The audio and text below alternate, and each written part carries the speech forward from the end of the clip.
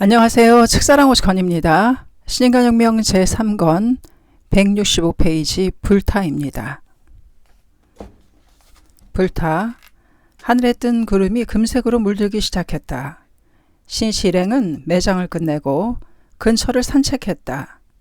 큰 탑을 서쪽으로 돌아가자 가지를 늘어뜨린 커다란 나무가 있었다. 당당한 보리수다.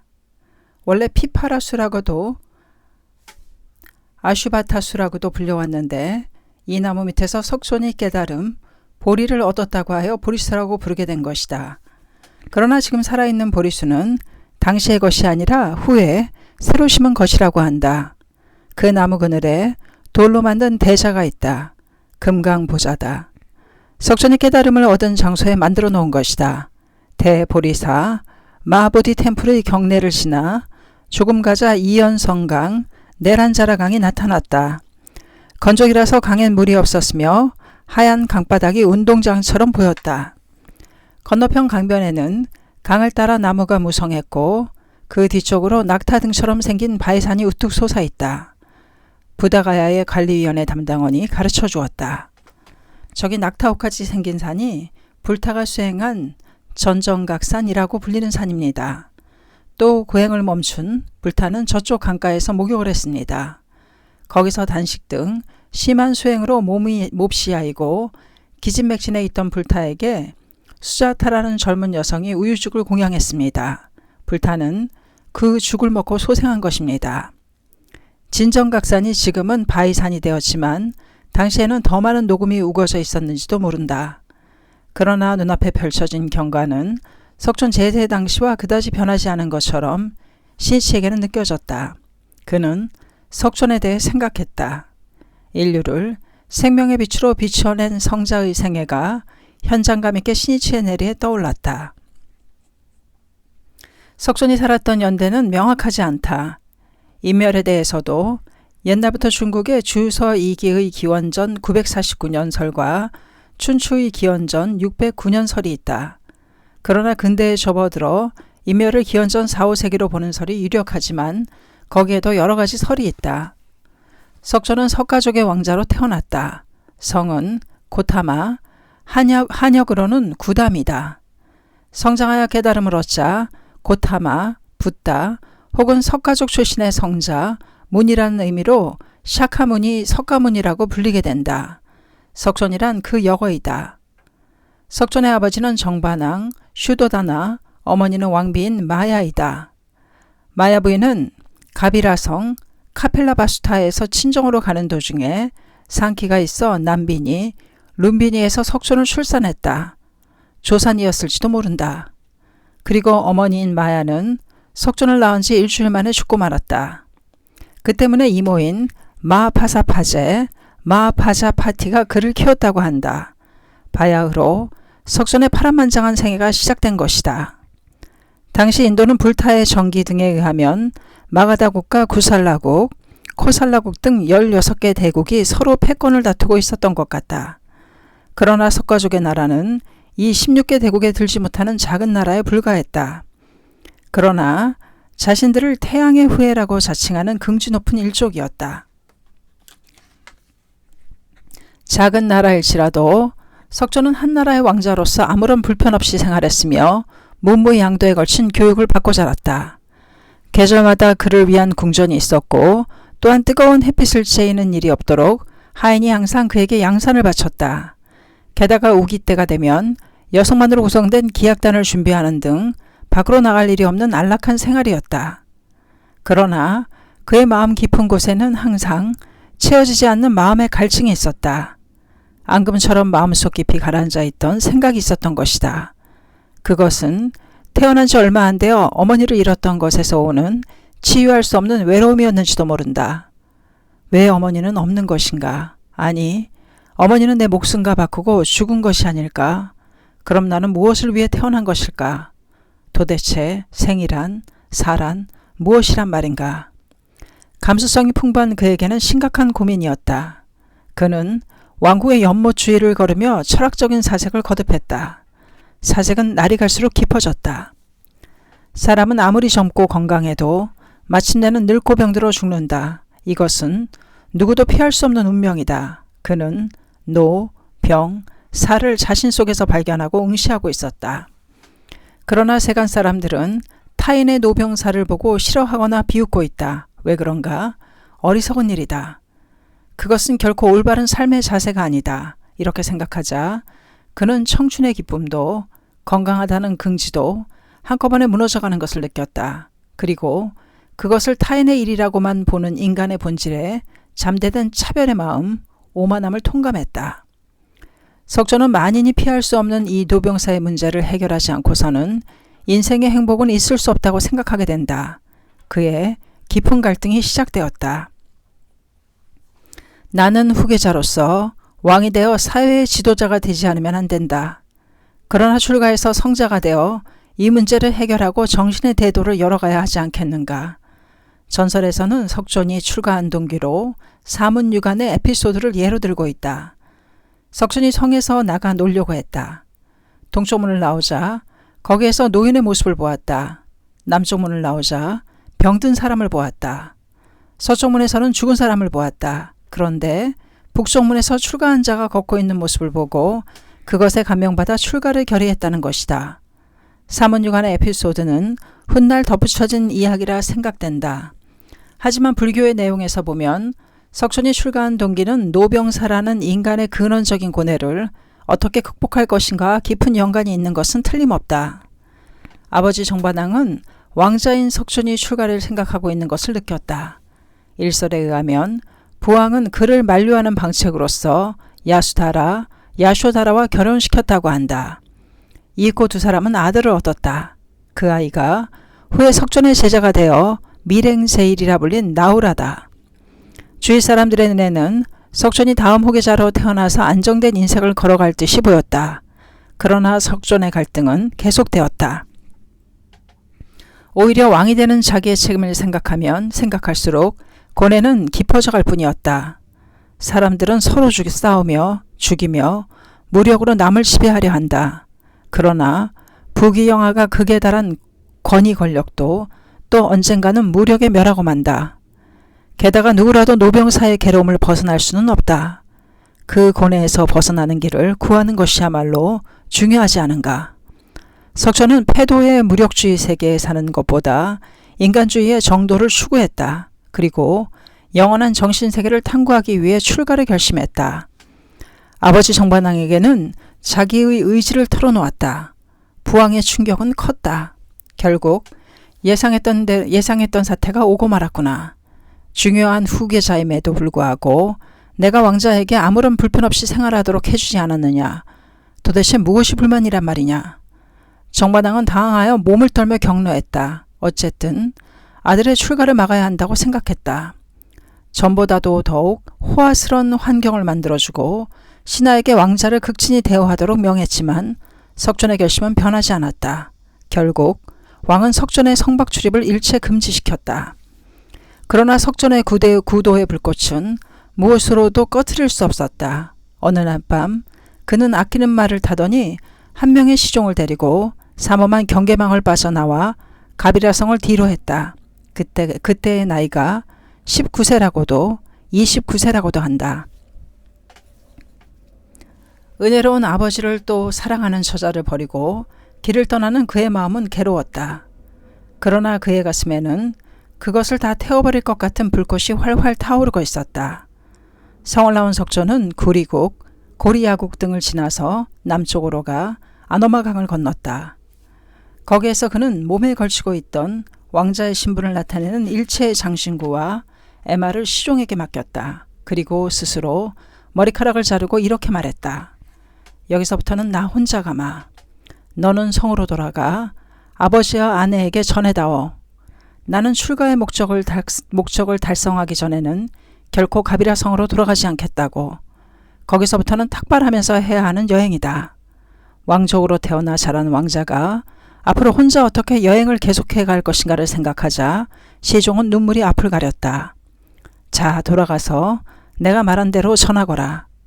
석조는 강한 어조로 명령한 후 상냥하게 웃었다. 시종은 하는 수 없이 아픈 가슴을 안고 왕자와 헤어졌다. 석조는 마가다국의 수도인 왕사성 라자그리아로 향했다. 가비라성에서 왕사성까지는 대략 600km나 되는 거리라고 한다. 마가다국은 강대국으로 새로운 문화 중심지다. 당시는 시대의 변혁기였다. 그때까지는 바라문교의 성전 베다를 근본으로 제사의식을 행하는 사제 계급인 바라문이 커다란 권위와 권력으로 사회를 지배해왔지만 그것이 흔들리기 시작했다. 그 원인의 하나가 바라문 자체의 부패와 타락이었다. 더욱이 영토 확장을 위한 전쟁으로 군사 정치를 담당하는 왕족, 무사, 크샤트리아와 무역 등으로 부를 비축한 상공업자 바이샤가 세력을 얻기 시작했다.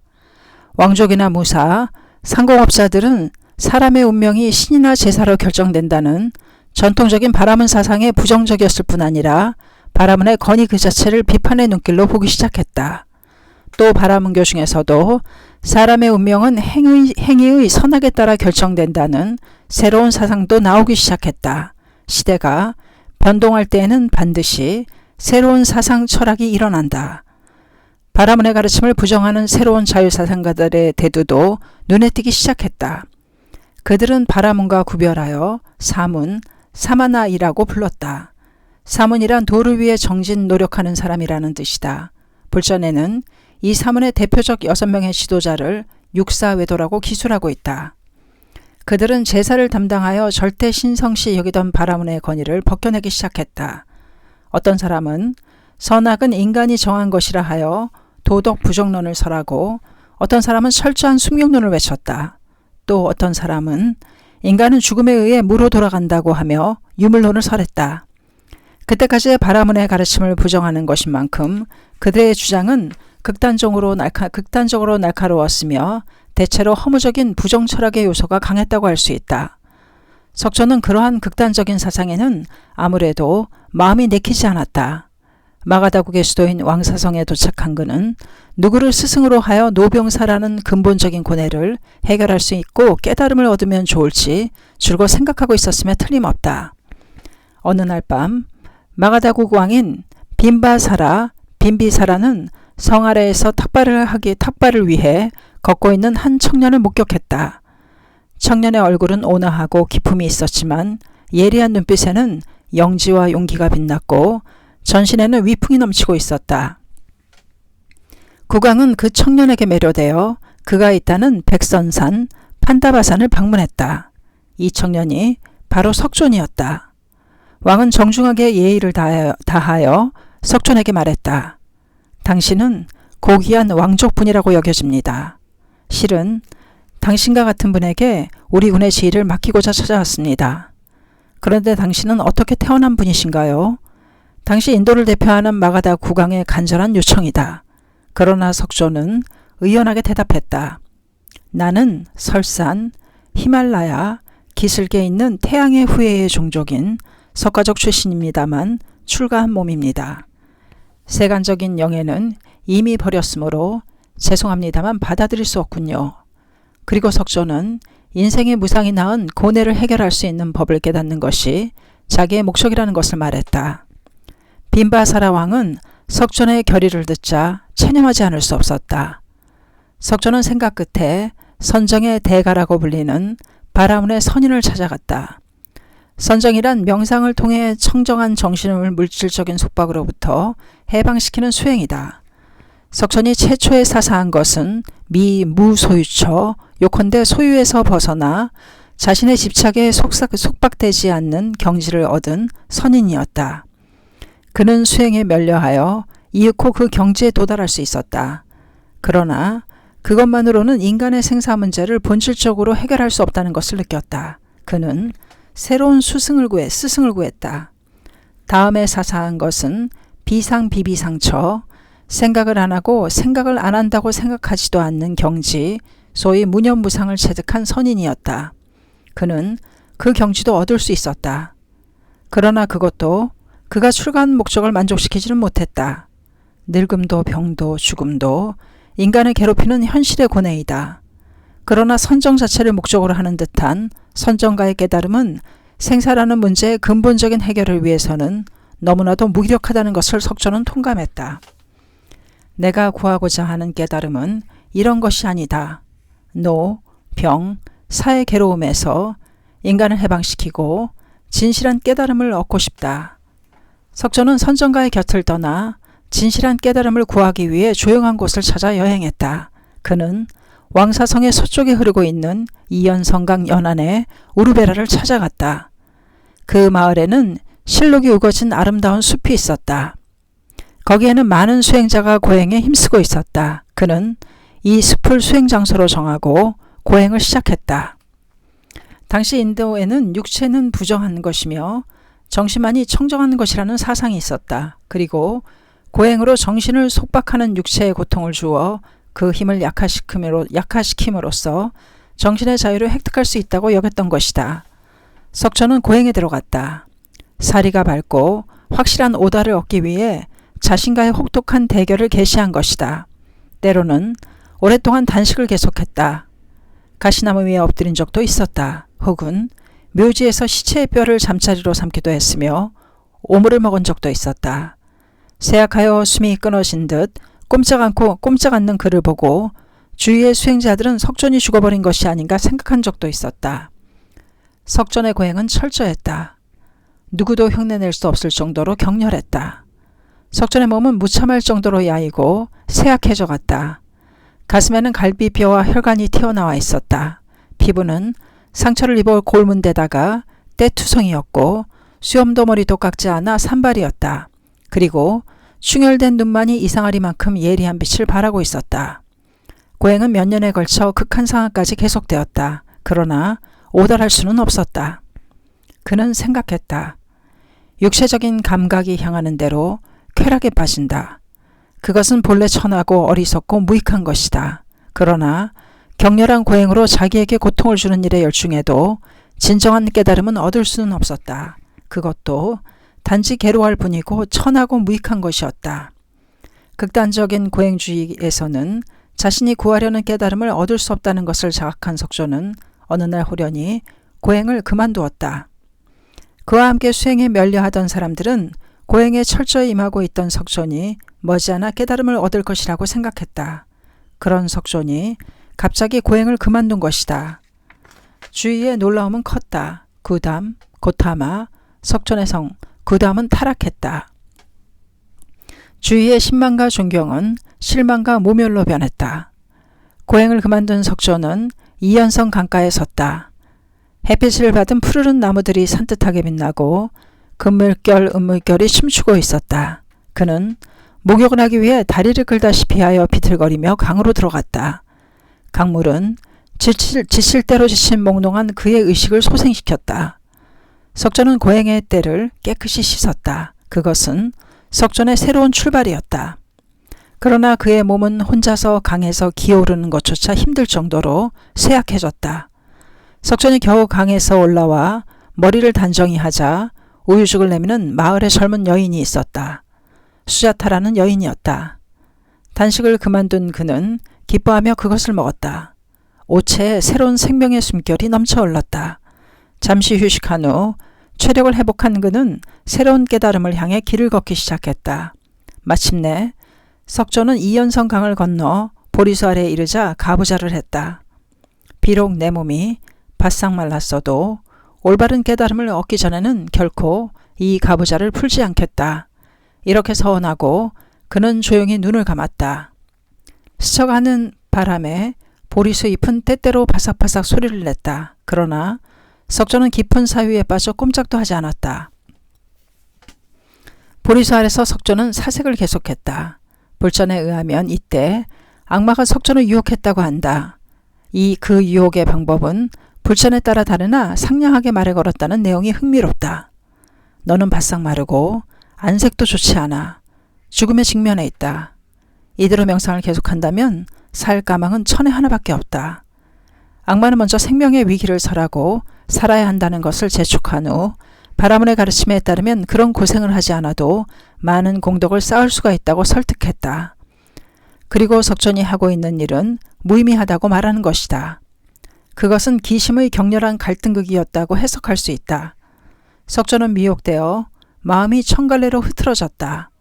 체력도 소모되어 쇠약한 가운데 죽음에 대한 공포도 엄습해왔을 것이다.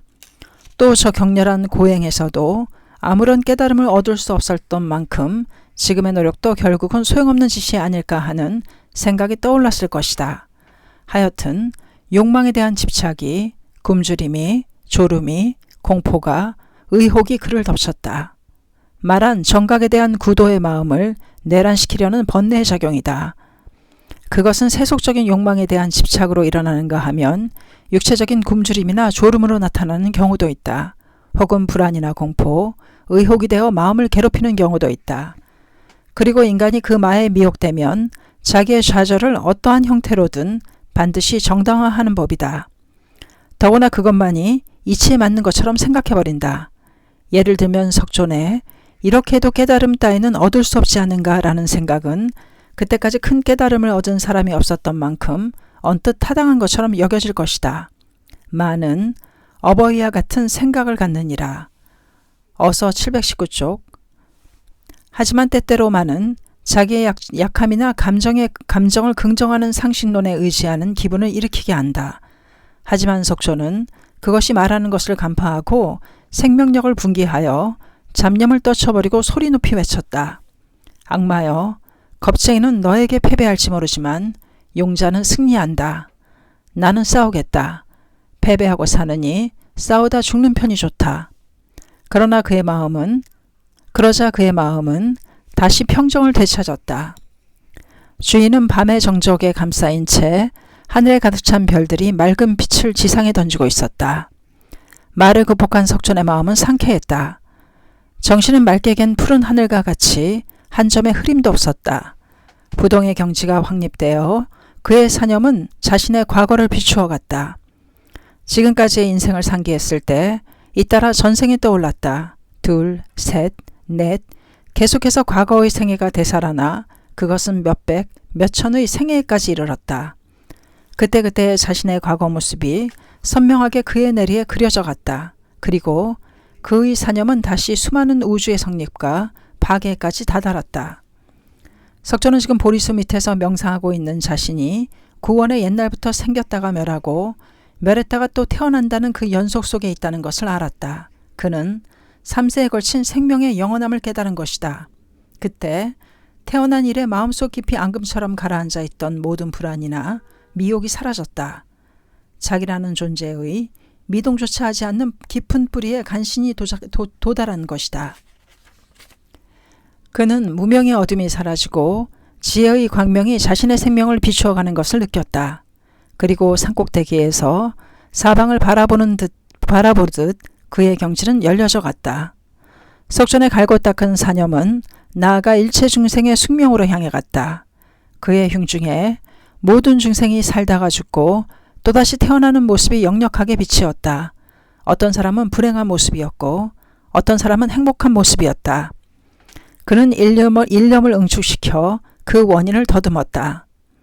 불행한 숙명을 짊어진 사람들은 전세에서 자신들의 행동으로, 말로 혹은 마음으로 악행을 저지르고 정법의 사람을 비방하고 있었다. 그리고 그릇된 견해를 가지고 그에 따른 그릇된 행위를 하고 있었다. 그 때문에 사후에 불행한 숙명을 짊어지고 태어나는 것이었다. 그것에 비해 행동, 말, 마음으로 선행을 하고 정법의 사람을 비방하는 일이 없이 올바른 견해를 가지고 올바른 행위를 한다면 사후는 행복하게 되었다. 현재세는 과거세의 수겁으로 결정되고 미래세도 또한 현재세의 행위로 결정된다. 지금 석조는 그것을 명확하게 깨달을 수 있었다. 그는 변전하는 중생의 생사 속에서 엄한 생명의 인과 이법을 명확히 깨달았다. 밤은 깊어갔다.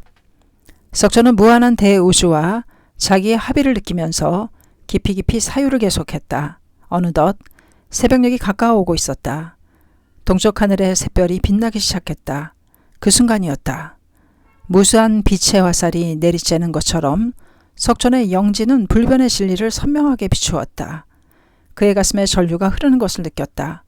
몸은 감동하여 어쩔 줄 몰랐고 뺨은 붉게 물들고 눈에는 눈물이 넘쳤다. 이것이다. 이것이다. 이 찰나, 이 순간 석조는 큰 깨달음을 얻었다. 마침내 불타가 된 것이다. 그의 생명의 문은 우주를 향해 열리고 일체의 미혹에서 해방되어 생명의 법 위를 자재로 유의하고 있는 자신을 느꼈다. 이 세상에 생을 받아 처음으로 맛보는 경지였다. 석천은 깨달은 것이다. 대우주도 시시각각으로 변화와 생성의 리듬을 새기고 있다. 인간 또한 마찬가지다. 어린아이도 언젠가는 늙고 마침내 죽고 또 태어난다. 아니 사회와 자연 또한 한순간도 정지하고 있는 것이 없다. 그 유전에 가는 만물과 만상은 반드시 무언가를 연으로 하여 생기고 멸해간다. 무엇 하나 단독으로 이루어지지 않으며 모든 것은 공간적으로도 시간적으로도 서로 연관을 가지고 연에 의해 일어난다는 것이다. 그리고 각자가 서로 인이 되고 과가 되고 연이 되며 더구나 그것들을 관철해가는 생명의 법이 있다. 석천은 그 불가사의한 생명의 실체를 터득한 것이다. 그는 자신이 지금 체득한 법으로 무한한 인생을 열어갈 수 있다는 것을 확신했다. 박해도 곤란도 역경도 이미 바람 앞에 먼지에 불과했다. 그는 생각했다. 사람은 이 절대적인 진리를 모르고 자신이 단독으로 존재하고 있는 것처럼 착각하고 있다. 그 착각이 결국은 인간을 욕망의 포로로 만들어 영원불변의 진리인 생명의 법으로부터 멀어지게 한다. 그리고 무명의 어둠을 방황하며 고뇌와 불행에 빠진다. 그러나 그 무명이란 자기 생명의 미혹이다. 실로 그 생명의 무명이 모든 악의 근원이며 생로병사라는 인간의 고뇌를 가져오는 요인임에 틀림없다. 따라서 이 미혹, 무명이라는 기심의 악과 대결하는 데에서부터 인륜의 길, 무너지지 않는 행복의 길이 열리는 것이다. 저편에는 아침 안개를 가르며 눈부신 아침 태양이 떠오르고 있었다.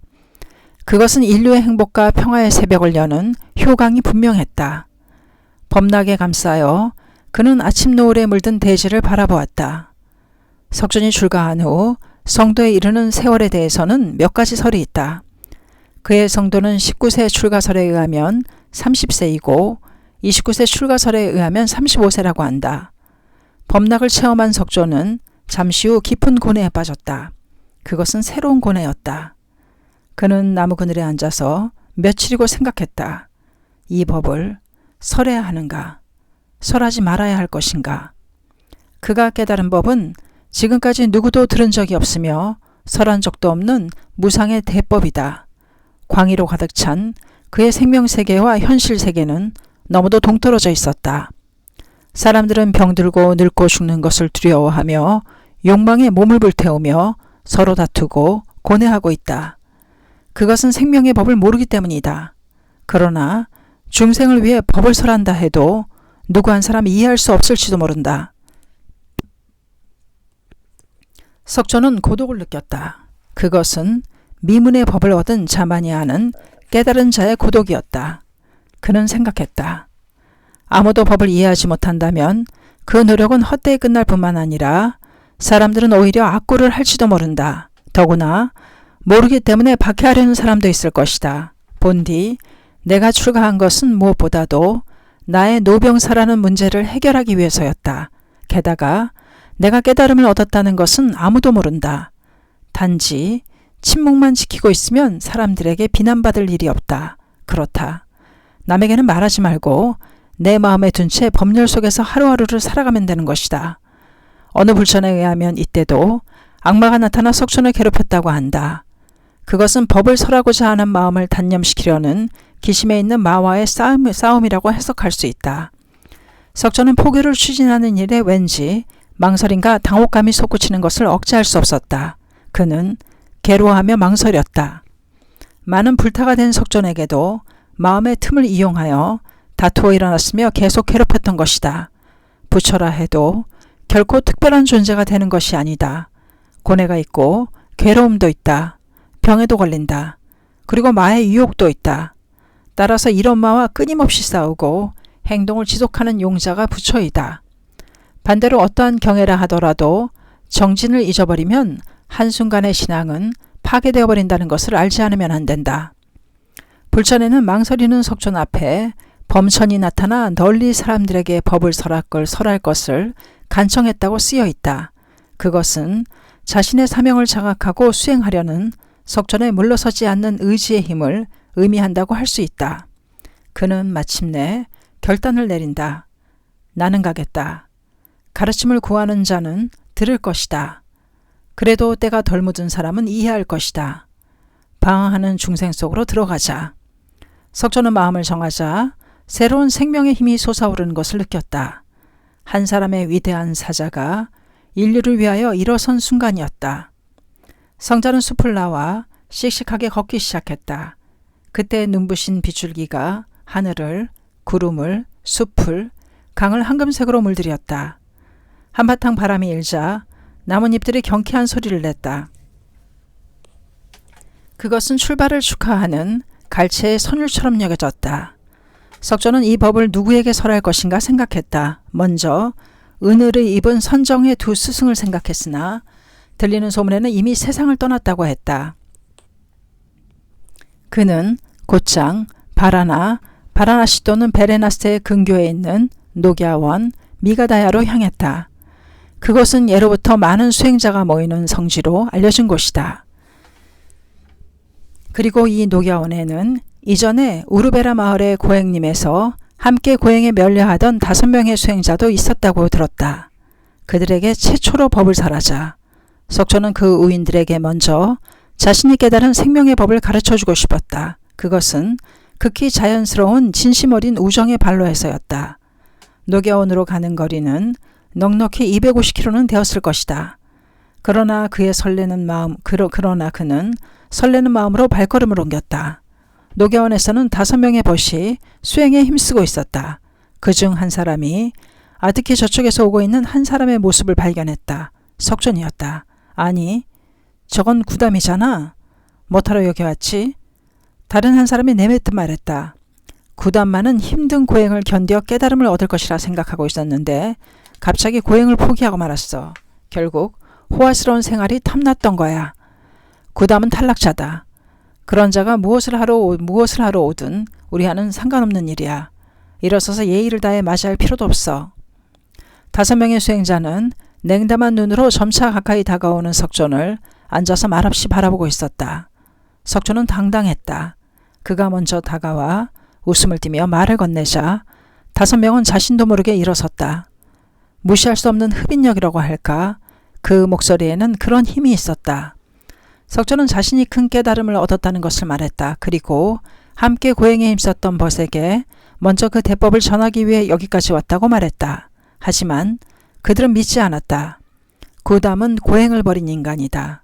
그런 인간이 큰 깨달음을 얻을 리가 없다고 생각했기 때문이다. 불신의 눈초리로 바라보는 5명에게 석조는 유연하게 위대한 확신을 말해갔다. 그러나 이야기는 평행선을 긋고 있었다. 석조는 말했다. 내 이야기를 믿든 안 믿든 그것은 상관없다. 그러나 일찍이 이만큼 빛나고 발랄한 나를 본 적이 있는가?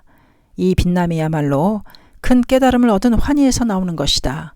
확실히 이전의 석종과는 전혀 달랐다.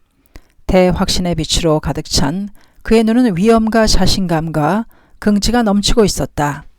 사람들의 불신과 미혹의 구름을 타파하는 것은 인간 자신의 광채이고 그 자체가 하나의 엄연한 실증이라고 할 수 있다. 인간적으로 빛나는 석존의 모습을 보고 마침내 5명의 수행자들은 고행을 버리고 불타의 가르침을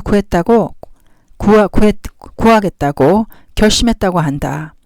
그때부터 석존은 녹야원에 머물며 5명에게 법을 설하기 위해 공동생활을 시작했다. 그가 깨달은 법은 너무나도 위대했다. 그것을 이 5명이 알 수 있도록 어떻게 설할 것인가를 고심했다. 석존은 끈기 있게 논리를 정립하고 알기 쉬운 실천론으로서 그들의 기근에 따라 구체적으로 법을 이야기해갔다. 따라서 이때의 가르침은 다분히 수타의적인 경향을 띠었다. 석존의 설법은 다음날도 또 다음날도 계속되었다. 그는 쾌락주의와 고행금욕주의라는 양극단을 배제하고 중도로 살아갈 것을 가르쳤다. 그것을 위해 수행법을 설하고 기본이 되는 사상을 설했다. 그러던 어느 날 마침내 수행자 중 한 사람인 교신여 콘단야가 그 가르침을 터득하고 깨달음을 열었다. 석존이 깨달은 법은 그에게만 한정된 것이 아닌 만인이 깨달을 수 있는 법이라는 것이 실증되었던 것이다. 그것은 자기만의 이익에 그치지 않는 자비의 행위로서 불교 탄생을 의미하고 있었다. 어느 날 석존이 노계원에서 쉬고 있을 때 한 젊은이가 괴롭다, 고통스럽다라고 한숨 섞인 소리로 중얼거리며 걸어왔다. 그는 장자의 아들로 야사라는 젊은이였다. 야사는 많은 시녀들을 거느리고 무엇 하나 부족한 게 없는 호화스러운 생활을 하고 있었다. 그러나 그의 마음은 만족할 수 없었다. 야사는 그 화려한 생활에 오히려 허무감을 느껴 마치 묘지처럼 여겨지기까지 했다. 그래서 집을 뛰쳐나왔던 것이다. 석조는 야사를 불러 세우고 말했다. 당신은 무엇을 고뇌하고 있습니까? 내가 있는 곳에는 아무런 근심이 없습니다. 자, 이쪽으로 오십시오. 석조는 자기가 앉아있던 돗자리로 야사를 맞이했다. 그러나 곧바로 생명의 법을 설하지는 않았다. 그를 감싸듯이 사람이 살아가는 방법에 대해서 이야기해갔다. 그리고 욕망에 우롱당하며 살아가는 것이 얼마나 어리석은 일인가를 가르쳤던 것이다. 이야기를 듣는 동안 야사는 마음이 씻기는 듯했다. 젊은이가 평온한 마음을 되찾은 것을 안 석조는 자신이 터득한 법의 일부를 설했다. 볼을 붉히며 가르침에 귀를 기울이고 있던 야사의 가슴에는 귀의하고 싶은 마음이 싹 텄다. 석조는 이때 근심에 잠겨있던 야사를 격려하고 용기를 주는 일부터 시작했다. 괴로워하는 사람에게 한 사람의 인간으로서 어떤 말을 건네는가, 그 자해 속에 포교의 원점이 있다고 해도 좋을 것이다. 한편 야사의 가출을 알게 된 집에서는 큰 소란이 일었다. 아버지인 장자는 사방으로 사람을 보내 아들을 찾게 했다. 그러나 가만히 기다릴 수 없었던 아버지는 스스로 아들을 찾아 노교원에 온 것이다. 거기에서 아들을 교화한 석존과 만났다. 석존은 아버지에게도 법을 설했다. 아버지도 그 가르침에 강한 감동을 받았다. 부와 명성만이 인생의 전부가 아니라는 것을 자각했던 것이다. 그리고 인간의 영원한 길에 눈을 떠 석존에게 귀의하려고 생각했다. 그러나 가업을 버리고 출가할 수는 없었다. 그는 제가신도로서 불도의 뜻을 두기로 했다. 더욱이 아버지는 야사의 출가도 허락했다. 석존은 장자의 집에 초대받았다. 불타와 만난 장자의 아내와 야사의 아내도 함께 귀의하게 된다. 한 사람의 발심은 그 한 사람으로 끝나지 않는다. 1파가 10파, 100파가 되어 넓혀지듯 거기에서 수많은 사람에게 이어져 파동쳐간다. 야사는 인품이 좋은 청년이었다. 그런 그의 출가는 순식간에 우인에게서 우인으로 전해졌다. 그들은 야사가 그렇게까지 매료된 석존이란 도대체 어떤 사람일까? 또 그 법이란 어떤 가르침일까 하는 강한 관심을 갖고 석존을 방문했다. 그리고 청년들은 차례차례 출가하여 그 수는 50여 명에 달했다. 한 사람을 소중히 하고 한 사람을 육성하는 것에 광선유파의 영원불변의 방정식이 있다고 할 수 있다. 이렇게 하여 석존을 스승으로 받드는 60명의 출가자가 노계원에 모이게 된 것이다. 그것은 작지만 하나의 교단을 이루었다. 석존은 어느 날 제자들에게 말했다. 자, 비구들이여, 홍교의 길을 떠나자. 사람들의 행복을 위해, 세상의 평화를 위해 여러 나라를 돌며 법을 설하는 것이다.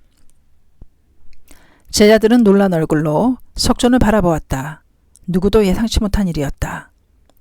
석존은 제자들의 결의를 재촉하듯 강한 어조로 말했다. 그 홍법의 길은 두 사람이 동반하는 것이 아니라 각자 혼자서 가지 않으면 안 된다. 그리고 도리에 맞고 명료하게 법을 설하며 고결한 행동을 보이면서 포교에 임해주기 바란다. 제자들은 더욱 놀랐으나 석존의 찌르는 듯한 시선을 받자 잊고 자기들이 둥지를 떠날 때가 왔다는 것을 자각했다. 마지막으로 그는 말했다. 나도 법을 설하기 위해 깨달음을 열었던 주 우르베라 마을로 가겠다. 석존은 제자들을 혼자서 포교 여행을 떠나도록 내보내는 것에 주저하고 있었다. 그러나 불법은 단순한 철학이나 명상의 세계에 그치는 것이 아니다. 법을 구하여 그 이를 득했다면 법의 유포를 자신의 사명으로 하여 중생을 교화, 구제하는 실천 속에 진실한 불법이 있다. 또 석존은 제자들이 혼자서 법을 설함으로써 수동적인 자세를 없애고 자립된 신앙을 몸에 익히게 하려고 했을지도 모른다. 포교의 책임을 가져야만이 신앙도 연마하고 심화시켜 갈 수 있기 때문이다. 아무튼 한 사람 한 사람에게 독자적으로 법을 설하게 하여 민중 속에 들어가도록 재촉한 석준의 육성 방법에는 실천을 근본으로 하는 불법의 특색이 선명하게 나타나 있다. 제자들은 포교의 결의를 불태우며 노계원에서 각지로 흩어져 갔다. 석준도 홀로 성도의 땅인 우르베라를 향해 발걸음을 옮겼다. 마가다국의 수도인 왕사성은 저명한 종교가와 사상가가 많은 새로운 문화도시이기도 했다. 그 왕사성 근처에 있는 우르베라는 광선의 깃발을 내걸고 홍교의 천지로 삼기에는 가장 적합한 곳이었다. 석천의 포교는 여행 도중에 이미 시작되고 있었다. 그가 어느 숲속에 앉아 있을 때 혈안이 되어 누군가를 쫓고 있는 몇 명의 남녀를 만났다. 그중 한 젊은이가 석존에게 물었다. 여자 한 명이 달아나는 것을 보지 못했습니까? 그들은 아내를 동반하여 숲으로 놀러 왔는데 독신인 동료 청년은 유녀를 데리고 왔다. 그런데 모두 정신없이 놀고 있는 사이에 유녀가 금품을 훔쳐 달아나 버렸다. 그래서 유녀를 찾고 있다는 것이다. 석전은 이야기를 다 듣자 질문에는 답하지 않고 조용히 청년들에게 물었다. 당신들은 도망간 유녀를 찾는 일과 진실한 자신을 찾는 일 중에 인간으로서 어느 쪽이 더 소중하다고 생각합니까? 뜻밖의 질문이었다. 석전은 청년들을 아무 말 없이 바라보았다. 그들은 온화하면서도 늠름한 성자 앞에 서자 향락에 빠져있는 자신들이 비참하고 부끄럽게 여겨졌다. 한 청년이 대답했다. 그것은 당연히 진정한 자신을 찾는 쪽이 소중하다고 생각합니다. 석전은 고개를 끄덕였다. 그렇다면 내가 진실한 자기 자신을 찾는 방법을 가르쳐 주겠소. 그는 쾌락을 추구하는 인생에서 영원한 행복을 구축하는 인생 본연의 자세로 눈을 돌리게 하려고 부모와 같은 마음으로 정성껏 이야기해 갔다. 그것은 자애와 촉발의 대화였다. 이 대화로 청년들은 모두 석존에게 귀의하게 되었다. 그는 사소한 기회도 놓치지 않고 법을 설했다. 모든 중생에게 생명의 법을 가르치고자 하는 그에게는 타인과의 만남 그 자체가 홍교의 대화였다. 석존은 오랜만에 이연성 강가에 섰다. 저 성도 한날의 아침과 마찬가지로 실록이 햇빛에 산뜻하게 빛나고 있었다. 드디어 여기에서 그의 본격적인 홍교의 투쟁이 시작된 것이다. 우르베라로 온 석존은 맨 처음 저명한 세 사람의 종교가에게 법을 설하기로 했다. 세 사람은 같은 형제로 바라문의 지도자이며 각자 500명, 300명, 200명의 제자를 거느리고 있었다. 말하자면 석존은 당시 종교계의 권위자에게 법론으로 도전했던 것이다. 느시렌 대성인도 강적을 굴복시켜야 비로소 역사 힘을 알도다. 어서 957쪽 말씀하셨듯이 가장 강한 적과 싸워 승리해야만 비로소 법의 진실과 정의는 증명된다. 석존은 법을 위해서는 어떤 자도 두려워하지 않고 싸우는 용자였다. 삼형제 중 맏형인 우르빈과 가섭, 우르베라 가사파는 법론을 통해 석존이 올바르다는 것을 알았으나 그 가르침을 받아들이려 하지 않았다. 그는 많은 제자를 거느리고 있는 자신이 석존에게 굴복한다면 체면에 관계되는 일이라고 생각했다. 석존을 대하는 말투는 난폭했으며 얕보는 듯한 태도를 계속 취했다. 그러나 석존은 어디까지나 예의를 다하고 확신을 담아 논리 정연하게 그리고 성심성의껏 법을 설해갔다. 우르빈과 가섭은 대화하는 사이에 석존의 인격과 인품에 심취해갔다. 그리고 처지나 체면에만 얽매이는 자신의 비열함이 드러나는 느낌이 들었다. 드디어 그는 석존에게 기이할 것을 맹세한다. 실로 인격의 승부였다. 복연은 단순한 이론 투쟁이 아니다. 인격을 통한 생명과 생명의 촉발이다. 석존은 우르빈과 가섭의 제자들을 생각하며 이렇게 말했다. 당신은 500명의 제자를 이끄는 지도자입니다. 당신의 생각을 제자들에게 전하고 그들에게는 각자의 생각대로 행동하도록 해야 합니다. 신앙은 강제가 아니다. 어디까지나 자발이다. 우르빈과 가섭은 제자들과 협의를 거듭했다. 그가 석존으로부터 들은 이야기를 전하자 500명의 제자는 모두 석존에게 귀의할 의사를 굳혔다. 가섭은 스스로 바라문의 제사 도구 등을 모두 강물에 떠내려 보냈다. 그리고 맏형이 석존에게 귀의했다는 말을 듣고 두 동생도 각자의 제자를 데리고 귀의했다. 이렇게 하여 한꺼번에 1000여 명의 제자들이 탄생한 것이다. 석조는 그 제자들과 함께 왕사성으로 향했다. 바라문의 권위자였던 삼형제가 귀의했다는 이야기는 왕사성에도 퍼져갔다. 득도한 석존이 제자들을 데리고 왕사성으로 온다. 그 소문은 마가다국의 국왕인 빈바사라의 귀에도 전해졌다. 석존이 찾아왔다. 국왕인 빈바사라의 마음은 설레었다. 이전에 석존과 처음 만났을 때의 일이 그립게 되살아났다. 그날 그가 마가다국의 군대를 쥐해 줄 것을 요청하자 석존은 그것을 거절하고 목표인 성자의 길을 걸어가겠다고 말했다. 그 후 국왕은 석존이 하루빨리 깨달음을 열어 불타가 되기를 기대하고 있었다. 그리고 그때에는 기뻐하며 석존에게 귀의하려고 결심하고 있었던 것이다. 빈바사라 왕은 설레는 마음을 억누르며 석존을 방문했다. 오다를 얻은 석존은 예리하고 엄한 가운데에서도 더한층 위엄과 온화함에 생명이 빛나고 있음을 느끼게 했다. 왕은 석존에게 정중하게 예의를 다하고 한 구석에 앉았다. 불타의 설법이 시작되었다. 왕은 가르침을 듣고 제가 신도로서 생에 귀의할 것을 맹세했다. 더욱이 도성에서 적당한 거리에 있는 왕래가 편리한 중림원에 비구들을 위한 정사를 지어 기진하기로 했다. 이것이 유명한 중림정사이다. 그것은 특히 우기 동안 비를 피하여 거주하기에 알맞은 거점이 되었다. 이 덕분에 석조는 그 후에도 몇 번이나 이곳에 와 왕사성에서 포교에 임하게 된다.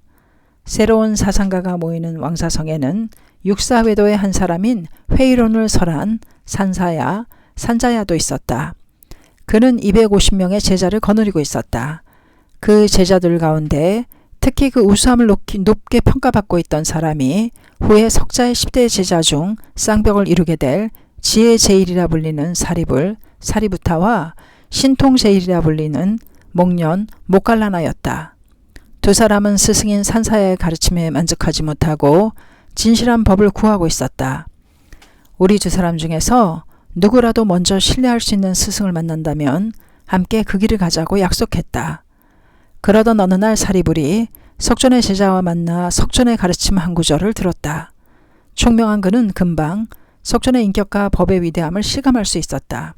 사리불은 곧바로 그것을 목련에게 전했다.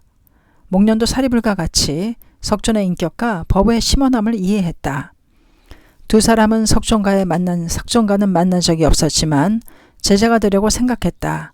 그것을 산사야의 제자들에게 숨김없이 이야기하자 모든 문화생들이 함께 행동하겠다고 했다. 그들은 스승인 산사야보다도 오히려 제자들의 중심자였던 사리불과 목련에게 경복하여 수행에 힘쓰고 있었기 때문이다. 250명의 산사야 문화는 사리불, 목련과 함께 모두 석존의 제자가 되어버렸다. 사람은 처지나 신분에 따르는 것이 아니다. 실력과 인격에 따르는 것이다. 이것은 큰 화제가 되어 왕사성 곳곳에 퍼져갔다. 사람들은 우수한 청년들이 잇따라 석존에게 귀의하는 것에 불안을 느끼기 시작했다. 석존은 산사야의 제자들을 모두 데리고 가버렸다. 또 누구를 유혹하려고 하는가? 사람들은 수근거렸다. 그 소문을 들은 석존은 말했다. 나는 정법을 가지고 모두를 교화하고 있다. 법이라는 도리를 설하는 지자를 시기해서 어떻게 하겠다는 말인가? 석존은 자신이 세력을 확대하기 위해 법을 설하는 것도 아니며 비열한 수단으로 청년들을 유혹하는 것도 아니다. 법이라는 도리에 공감하고 모두 자주적으로 기의하기를 맹세하여 모여든 것이다. 석존에 대한 비난은 진실을 모르기 때문에 빚어진 오해였다. 그는 유연하게 제자들에게 말했다. 모두 마을에 가 이렇게 말하라. 부처는 법을 가지고 권유하고 있다. 그것을 질투하는 자 누구인가라고. 그런 비판은 머지않아 곧 없어지고 말 것이다. 사실 제자들이 스승의 이야기를 당당하게 말하는 사이 그런 비난의 소리는 수그러졌다. 이 왕사성을 중심으로 한 포교로 후세의 이름이 전해진 많은 제자들이 탄생했다. 10대 제자가 되어 두타 제일이라 불린 마하가섭도 그중 한 사람이다. 또 수달장자로 알려진 구살라국 사위성 사바티의 대부호인 수달다도 여기서 석존과 만나 귀의를 맹세했다. 수달다는 매우 자비가 깊어 고아 등 가난하고 고독한 사람들에게 재산을 털어 의식을 제공했기 때문에 급고독장자라고도 불렸다. 그리고 사위성 근처에 원림에 기원장사를 세워 석존에게 기진했다. 구살라국은 마가다국과 나란히 당시 인도의 2대 강국이며 수도인 사위성은 북방 인도의 교통 유충지였다. 거기에서 아주 가까운 곳에 거점으로서 기원정사가 만들어진 것은 홍교를 하는 데 큰 힘이 되었다. 석존이 여기에 우기를 피해 생활한 것은 20회 이상에 달해 마침내 국왕인 바사닉, 파세다니도 정법에 귀의하게 된다. 이 왕차성에서 사위성으로 가는 도중에 석존의 고향인 가비라성이 있다.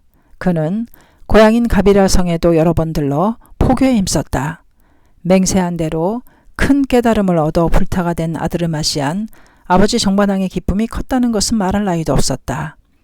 이 땅에서도 석존의 설법을 듣고 정반왕과 아들인 나우라, 아우인 난타 외에도 아난, 아난다, 아나율, 아니루타, 우바리, 우파리, 제바달다, 데바다타 등이 귀의했다. 석존의 설법은 결코 일방적으로 훈계를 넣는 것이 아니었다.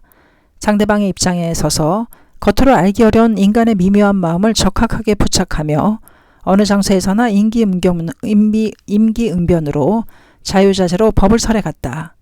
어느 날 사위성에서 사랑하는 자식을 잃고 그 시체를 부둥켜 안은 채 마을을 방황하고 있는 어머니를 만났다. 그녀는 석존에게 매달리듯이 말했다. 이 아이를 살릴 수 있는 약을 주세요. 그녀의 눈은 이상하리만큼 충혈되어 있었다. 석존은 그 상태를 간파하고 힘있게 말했다. 알았소. 내가 그 약을 만들어주겠소. 마을에 가서 겨자씨를 구해오시오. 어머니의 눈은 빛났다. 단 그 겨자씨는 죽은 사람이 없었던 집에서 가져와야만 합니다. 그녀는 급히 마을로 가서 한 집 한 집을 빠짐없이 찾아다녔다. 그러나 겨자씨를 가지고 있는 집은 있어도 죽은 사람이 없었던 집은 단 한 집도 없었다. 어머니는 점차 어느 집이나 아이나 부모를 잃은 슬픔을 남몰래 가슴에 묻고 살아간다는 것을 깨닫기 시작했다. 그리고 인생은 무상하다는 것을 깨달음과 동시에 자신의 슬픔만이 결코 특별한 것이 아니라는 것을 알게 된 것이다. 이렇게 하여 그녀는 석존의 제자가 되어 훗날 성자의 한 사람으로서 존경받기에 이른다. 미쳐 날뛰듯 괴로워하던 어머니의 마음을 형식적인 격려로는 도저히 풀 수 없었음에 틀림없다. 그것을 충분히 헤아린 석존의 대응이었던 것이다. 그는 고뇌에 찌들고 병든 정신을 소생시키는 생명의 명이었다. 또한 석존의 제자 중에 항상 세계는 무한한가, 유한한가, 영혼과 육체는 일체인가, 각각인가 라는 관념적인 질문을 하는 수행자가 있었다. 석존은 그것을 상대하지 않았다. 자신이 어떻게 살아갈 것인가를 떠나 사고의 유의에 집착해도 그것이 결코 인생 문제 해결로 이어지지 않는다는 것을 잘 알고 있기 때문이다. 그러나 철학을 좋아하는 이 수행자에게는 그것이 불만이었다. 어느 날 이 수행자가 격분하여 말했다. 세존이여, 언제까지나 저의 질문에 대답해 주시지 않는다면 저는 세존 곁을 떠나겠습니다. 그러자 석존은 타이르듯이 말하기 시작했다. 여기에 도가사를 맞고 괴로워하는 사람이 있다고 하자. 거기에 친구나 친척이 급히 달려와 화살을 뽑으려고 했다. 그러나 그 사람은 화살을 쏜 사람의 이름이나 신원, 몸의 특징 등을 묻고 그것을 알기 전에는 화살을 뽑고 치료해서는 안 된다고 말했다. 그리고 화살의 재질 등 이것저것을 따지고 있는 사이에 결국 그 사람은 죽고 말았다. 당신도 세계가 무한한가, 유한한가를 모르는 한 수행에 면례하지 않겠다고 하는 사이에 결국 아무것도 터득하지 못하고 죽고 말 것이다. 석존은 독화살의 비유를 통해 관념적인 논의에 집착하는 무의미함을 수행자에게 가르쳤다. 그것은 또한 어떠한 논의보다도 먼저 인간에게 자비의 빛을 비추어 괴로움을 없애고 즐거움을 주는 것을 우선으로 하는 불법 본래의 자세를 확실하게 제시했던 것이다. 석존의 설법에는 절묘한 비유가 많은데 그것은 상대방이 가장 알기 쉽도록 법을 설하기 위해 고안한 산물이었다고 말할 수 있다.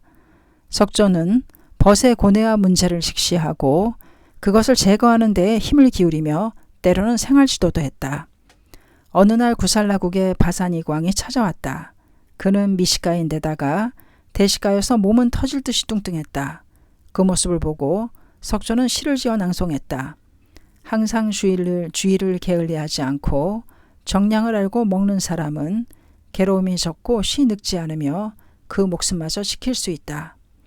그 말을 듣자 왕은 신하에게 식사 때마다 이 시를 암송하도록 명했다. 왕은 식사 때 반드시 시를 듣고 석존의 주의사항을 지켰다. 그러자 비만은 없어지고 건강은 찾아왔다. 석존은 시로 벗을 격려하는 개간 시인이기도 했던 것 같다. 또 석존은 항상 사람들에게 질문할 기회를 주어 자유로운 대화 속에서 법을 설했다. 종종 심술궂은 질문도 있었지만 언제나 재치 있게 알맞은 비유나 명쾌한 도리로 단호하게 받아넘기고 그것에 답하여 납득시켰다. 그야말로 석존은 좌담의 달인이었다. 독일의 철학자 야스퍼스는 석존을 가리켜 말을 자유자재로 사용하는 사람이라고 표현했는데 석존의 말은 벗에 대한 자애의 일념에서 나오는 혼이 담긴 말이었다. 이러한 휴머니즘에 넘친 대화와 족발과 온화함이야말로 석존의 교단이 크게 발전하는 원천이 되었다.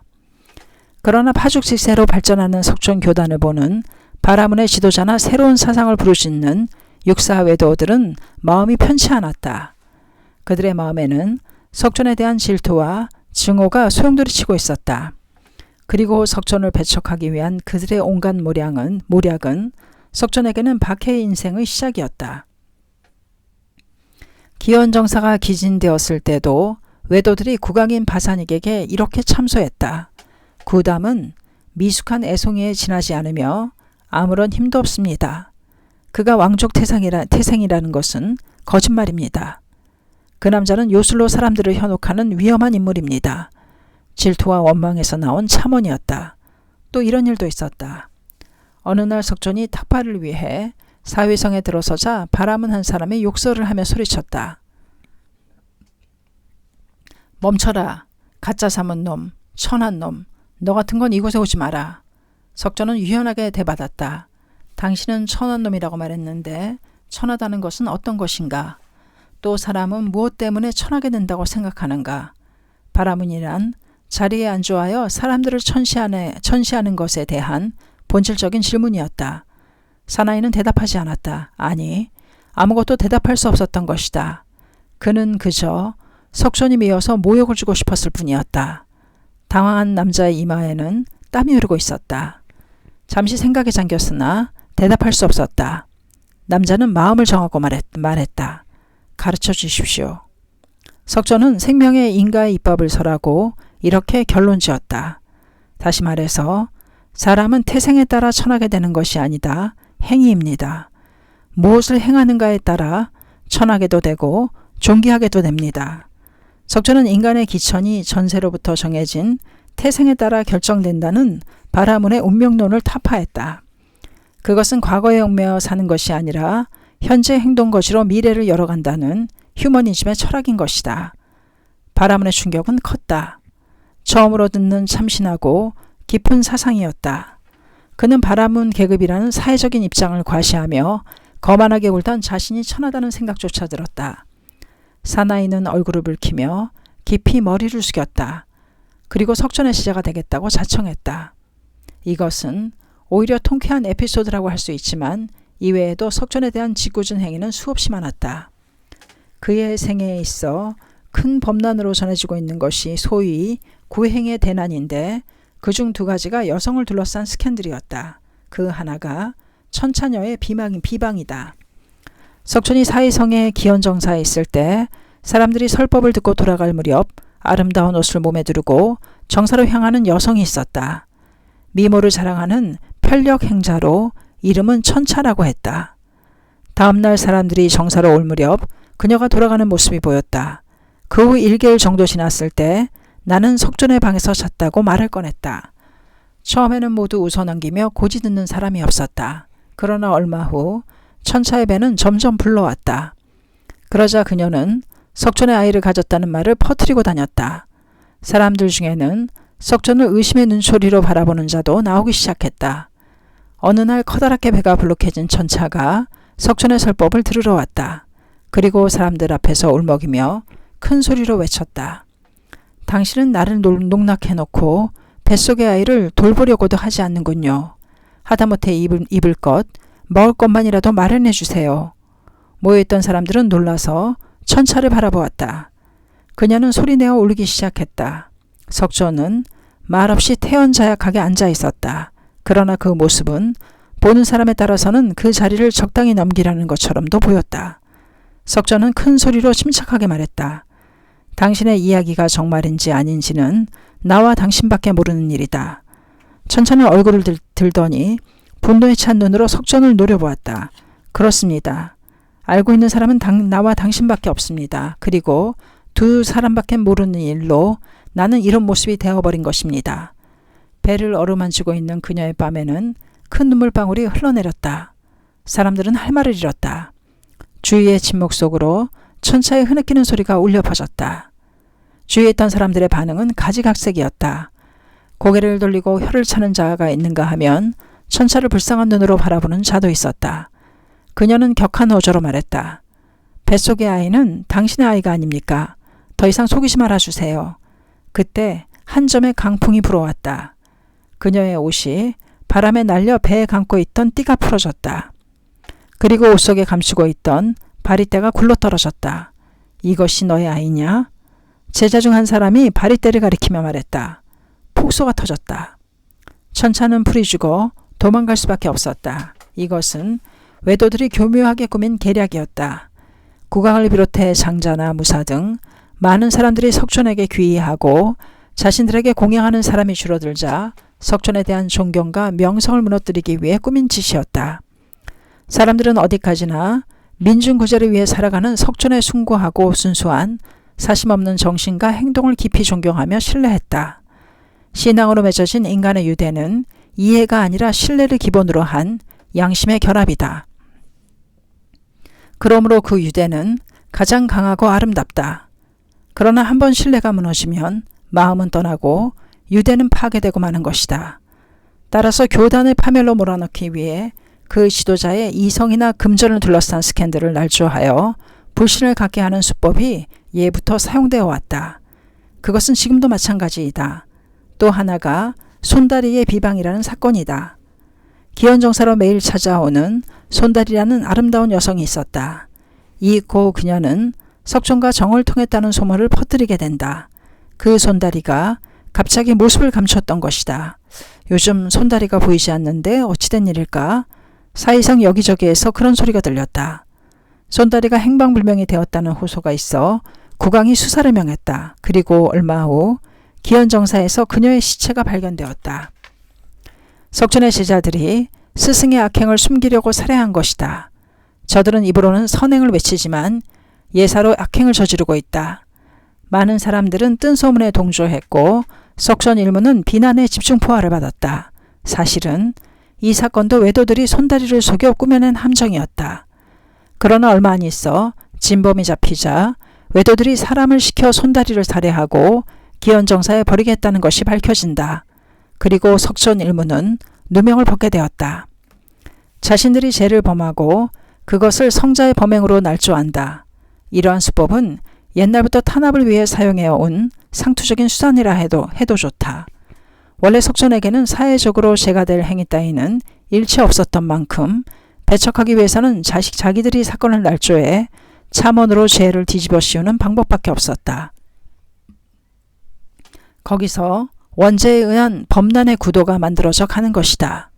니치렌 대성인도 연불자들의 참언으로 박해를 받았다. 1271년 9월 헤이노 사이먼 노조 등 막부의 권력자들은 대성인을 부당하게 체포하여 다스노고치에서 참소하려다 뜻을 이루지 못하고 일단 사가미의 애치에 있는 혼마로크로 사이먼의 저택으로 이송했다. 본래 대성인은 세간의 허물 따위는 조금도 없었다. 당연히 무죄가 밝혀지고 사태는 사면적으로 움직이는 것처럼 보였다. 그러나 그것을 알게 된 연불자들은 모략을 꾸몄다. 가마쿠라에서 7, 8건의 방화와 살인사건이 빈발했던 것이다. 이것은 니치렌 제자들의 소행이다. 모든 죄를 니치렌 문화에게 뒤집어 씌웠다. 대성인의 제자를 추방해야 한다는 소리가 높여져 200여 명이 요주의 명단에 올랐다. 또 문화를 유죄시키거나 참수하자는 강경한 의견도 나왔다. 무죄 사면되어야 할 대성인도 사도로 유죄되었던 것이다. 석촌의 천차녀의 비방과 손다리의 비방은 경전에 따라 내용이 조금씩 다르지만 이것과 유사한 사건은 실제로 분명히 있었을 것이다. 여하튼 이러한 시련들을 극복한 석촌의 교단은 깊은 신앙과 금강불개의 단결로 더욱 발전해 갔다. 그 중에서도 사이성에서의 포교는 급속히 진전되어 갔다. 일설에 따르면 사이성 및 그 주변에는 9억이나 되는 집이 있었다고 한다. 1억이라는 숫자는 현재 10만으로 90만 채의 집이 있었다는 것이다. 석촌은 여기서 25년 동안 살펴봤다고 알려져 있지만 부처를 본 사람은 9억 중에 3분의 1이었다. 다른 3분의 1은 직접 부처를 본 적이 없었지만 부처의 위대함을 들은 적은 있었다. 그러나 나머지 3분의 1인 3억은 부처에 대해 본 적도 들은 적도 없었다. 이 사람들을 사위의 3억이라고 한다. 본래 이 이야기는 불법과 연을 맺기가 어렵다는 것을 일컫는 말인데 부처를 본 사람이란 부처를 만났거나 귀의하거나 부처를 존경한 사람이라고도 할 수 있다. 바꾸어 말한다면 사이성의 3분의 2에 해당하는 사람이 불법에 기이한 사람이거나 이해한 사람이라고 할 수 있다. 말하자면 사이의 3억이란 불교 유포의 하나의 모범을 보여주는 것이라고 해도 좋다. 그런데 홍교가 진행됨에 따라 석촌에게는 또다시 큰 난이 다투어 일어났다. 그 중에서도 두드러진 것은 제바달다의 반역이다. 제바달다는 석촌과 같은 석가족 출신으로 아난과 형제라고 한다. 제바달다는 석촌과 거의 같은 나이라는 설도 있지만 여러 경전을 통해 생각해 볼 때 석촌보다 훨씬 젊었던 것 같다. 그리고 청년 시절에 귀의하여 잠시 동안은 순진하게 수행에 면료해온 총명한 젊은이였던 것 같다. 석촌은 얼마나 훌륭한 분인가. 석촌을 바라보는 제바달다의 눈은 타오르는 듯한 빛을 발하고 있었다. 자유자재로 법을 설하고 불타로서 많은 사람들의 존경과 신뢰를 받고 있는 석촌에게 그는 강한 동경을 품고 있었던 것이다. 그는 석촌과 같은 석가족 출신이라는 것에 긍지를 느끼고 말투나 몸짓도 어느새 석촌과 닮아갔다. 그리고 제바달다는 제자들 가운데서도 점차 두각을 드러내 주위로부터 지자로서 숭상되기에 이르렀다. 그러나 장년기에 접어들자 세간의 높은 평판이 그의 명문명리의 마음을 부채질해 갔다. 나도 세종과 같이 불타로서 대중의 존경을 받고 싶다. 그러나 석촌은 결코 인기를 얻기 위해 법을 설한 것이 아니었다. 단지 사람들의 행복을 위해 법을 설했던 것이다. 그러나 제바달다는 지금 그 근본의 일점을 응시할 수가 없었다. 태정과 반역도 근본적인 일점의 미혹과 착오에서 시작된다. 제바달다는 자신이 석촌 제1의 제자인 양 떠들고 다녔다. 또 자신도 깨달음을 얻은 불타로 가장 엄격한 수행자인 것처럼 행동했다. 명문 명리를 탐내는 욕망은 그를 부처인 양 행동하게 했다. 그는 사람들 앞에서는 훌륭한 성자였다. 또 한편으로 제바달다는 자신을 비호하고 후원자가 될 수 있는 권력 있는 인물을 찾고 있었다. 그리고 눈여겨보아두었던 사람이 마가다국의 왕자인 아사세였다. 그는 생각했다. 아사세는 유능한 인물이며 언젠가는 왕위를 계승하게 된다. 자기 국왕이 내게 기이하게 되면 나의 미래는 안태하다. 사람들의 존경도 더욱 높아지게 될 것이다. 그는 석촌이 훈계하러 나가자 기다리고 있었다는 듯이 아사세에게 접근했다. 아사세는 아버진 빈바사라 왕이 있어서 좀처럼 왕위에 오르지 못하자 괴로워하고 있었다. 제바달다는 교묘하게 왕자에게 환심을 사서 융숭한 공양을 대접받게 되었다. 연일 마차로 500대나 되는 공양물이 그에게로 보내졌다. 그는 그 공양물을 탐냈다. 이미 그 자체가 출가자로서의 타락이었다. 이윽고 그는 자기가 석촌을 대신해서 교단의 중심이 되겠다는 야망을 품기 시작했다. 그 무렵 석촌은 이미 70세 전후였던 것 같다. 석촌은 그런 제바달다의 야망을 간파하고 있었다. 또한 제자의 성장을 걱정하여 마음 아파했을 것이 분명하다. 그러나 석촌이 선도하려고 해도 그는 귀담아 듣지 않았다. 일부러 자신의 뛰어남을 과시하여 뭐라고 말할 수 없는 분위기를 만들고 있었다. 그것은 구도를 포기한 만심이 부추기는 업에 지나지 않았다. 만약 엄하게 그 자세를 바로잡으려 한다면 그는 틀림없이 반역할 것이라고 석촌은 깊이 생각했다. 어느 날 석촌은 한 제자가 중얼거리는 소리를 들었다. 제바달다는 대단한 사람이야. 제바달다에 대해 아사세의 비호를 부러워하는 말이기도 했다. 석촌은 엄한 어조로 말했다. 결코 부러워할 일이 아니다. 파초나 대나무는 꽃이 피는 순간 곧 시들어버린다. 사람도 마찬가지이다. 사람은 명문명리에 의해 스스로 무너져간다. 그렇기 때문에 나는 제바달다를 걱정하는 것이다. 그 뒤 얼마 안 있어 하나의 사건이 일어났다. 그날 석촌의 주위에는 많은 제자들이 모여 구도의 대화가 활기를 띠고 있었다. 그런데 제자 한 명이 일어나 천천히 석촌 앞으로 다가왔다. 제바달다였다. 그는 석촌을 향해 정중하게 합장하더니 이렇게 말했다. 세존이시여, 말씀드리고 싶은 것이 있습니다. 정중한 어조였지만 어딘지 모르게 불손한 느낌이었다. 지금 세존은 나이를 드셨습니다. 몸도 쇠약하십니다. 무리를 해서는 안 됩니다. 조속히 한거하시며 유유자적한 생활을 시작하는 게 어떨까 생각합니다. 그리고 뒷일은 저에게 맡겨주십시오. 제바달다는 석촌의 몸을 걱정하고 있는 듯이 가장하면서 교단의 통솔권을 자기에게 양도하라며 은퇴를 강요한 것이다. 석촌은 그가 본성을 드러냈다는 것을 알았다. 제바달다여, 나를 대신해서 교단을 통솔하려는 따위의 생각을 일으켜서는 안 된다. 세존은 언제까지나 건강하게 우리들을 지켜주셔야 하기 때문에 한거를 권하는 것입니다. 저에게 교단의 지도를 맡겨주시면 지금까지 이상으로 발전시켜 나가겠습니다. 제바달다는 집요하게 은퇴를 강요했다. 석촌은 지금 여기에 엄하게 굳이져 비틀어진 일념을 바로잡아 놓지 않으면 안 된다고 생각했다. 그렇게 하면 반역하리라는 것도 잘 알고 있었다. 그러나 제자의 악을 책하는 것은 스승으로서의 자비이다. 석촌의 입에서 불과 같은 말이 튀어나왔다. 이제 그만해라. 너의 속셈은 잘 알고 있다. 나는 사리불이나 목련에게도 교단의 지도를 맡기지 않는다. 그런데 어찌 너와 같이 남의 침이나 먹는 자에게 교단의 지도를 맡길 수 있겠는가? 가차없는 가책의 말이었다. 남의 침이나 먹는 자란 제바달다가 아사세의 비호에 의지하여 사리사욕을 탐해온 일을 가리킨다. 석촌의 말은 제바달다의 가슴에 꽂혔다. 독화살을 맞은 것처럼 그의 가슴에 심한 통증과 격심한 분노가 끓어올랐다. 그는 석촌이 자신을 사람들 앞에서 사리분이나 목련보다도 못하다고 공언했을 뿐만 아니라 남의 침이나 먹는 자라는 극단적인 모멸의 말을 퍼부은 것에 참을 수가 없었다.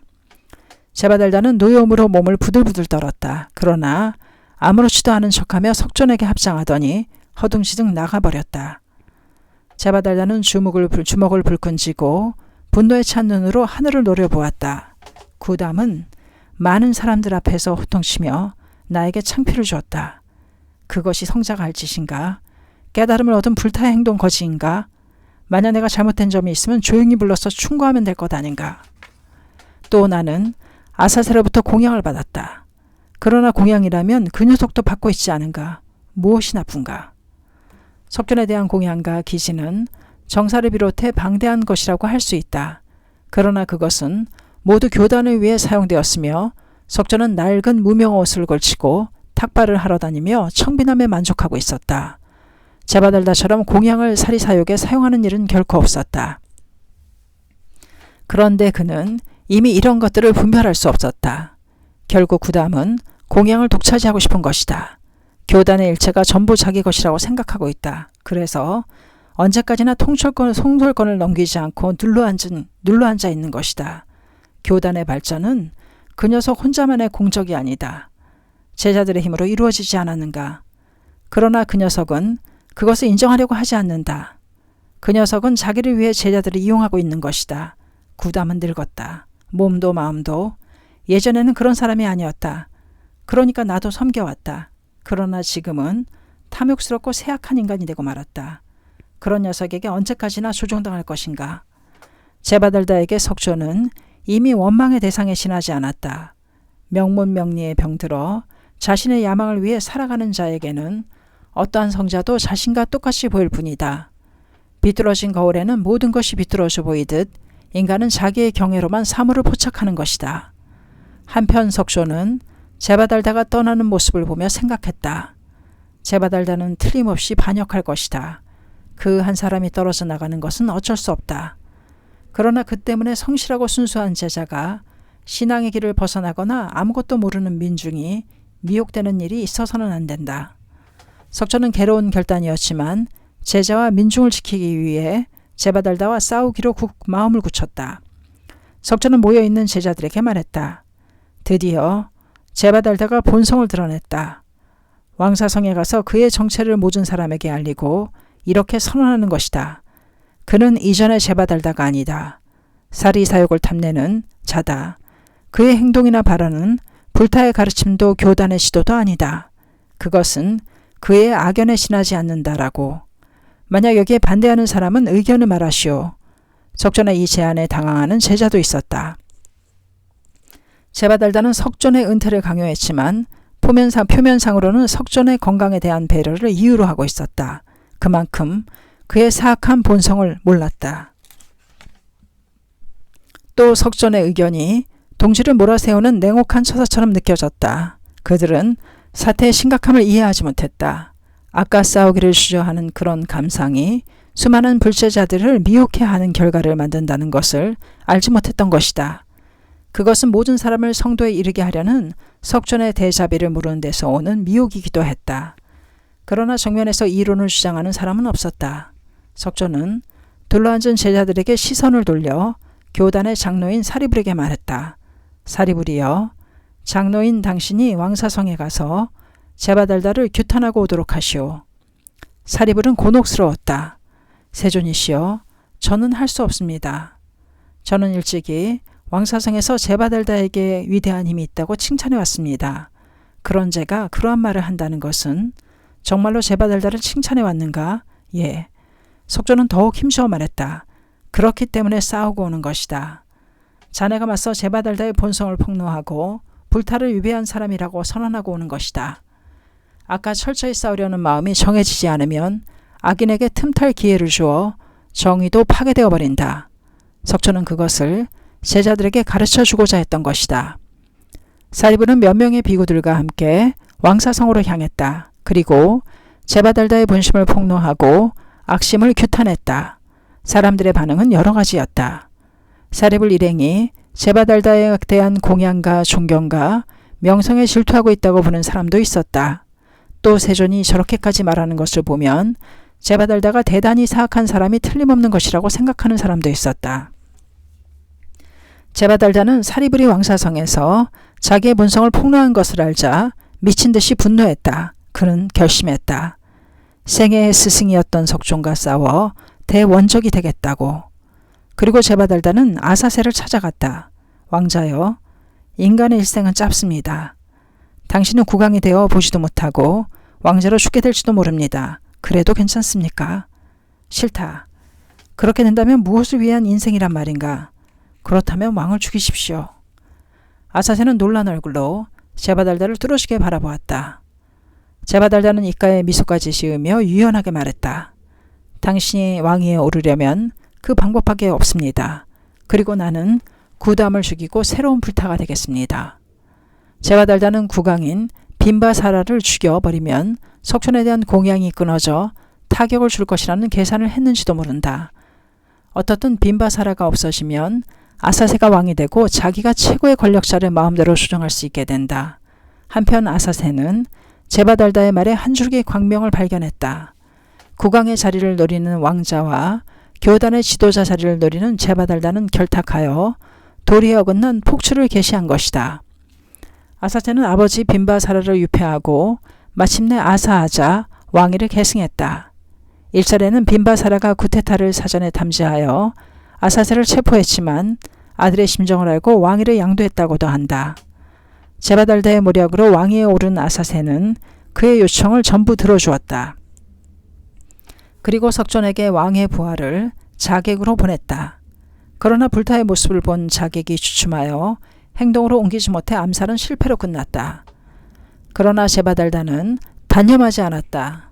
새로운 왕인 아사세의 권력을 배경으로 계속해서 석촌을 살해하려고 음모를 꾸미고 실행해갔다. 어느 날에는 왕사성의 마을을 걷고 있는 석촌을 향해 모래먼지를 일으키며 코끼리가 달려왔다. 코끼리는 난폭했다. 몹시 흥분하여 신경이 곤두서 있었다. 다행히 사고를 면할 수 있었으나 이것도 사고를 가장하여 석촌을 죽이려는 음모였다. 석촌은 자주 영추산에서 제자들에게 설법했다.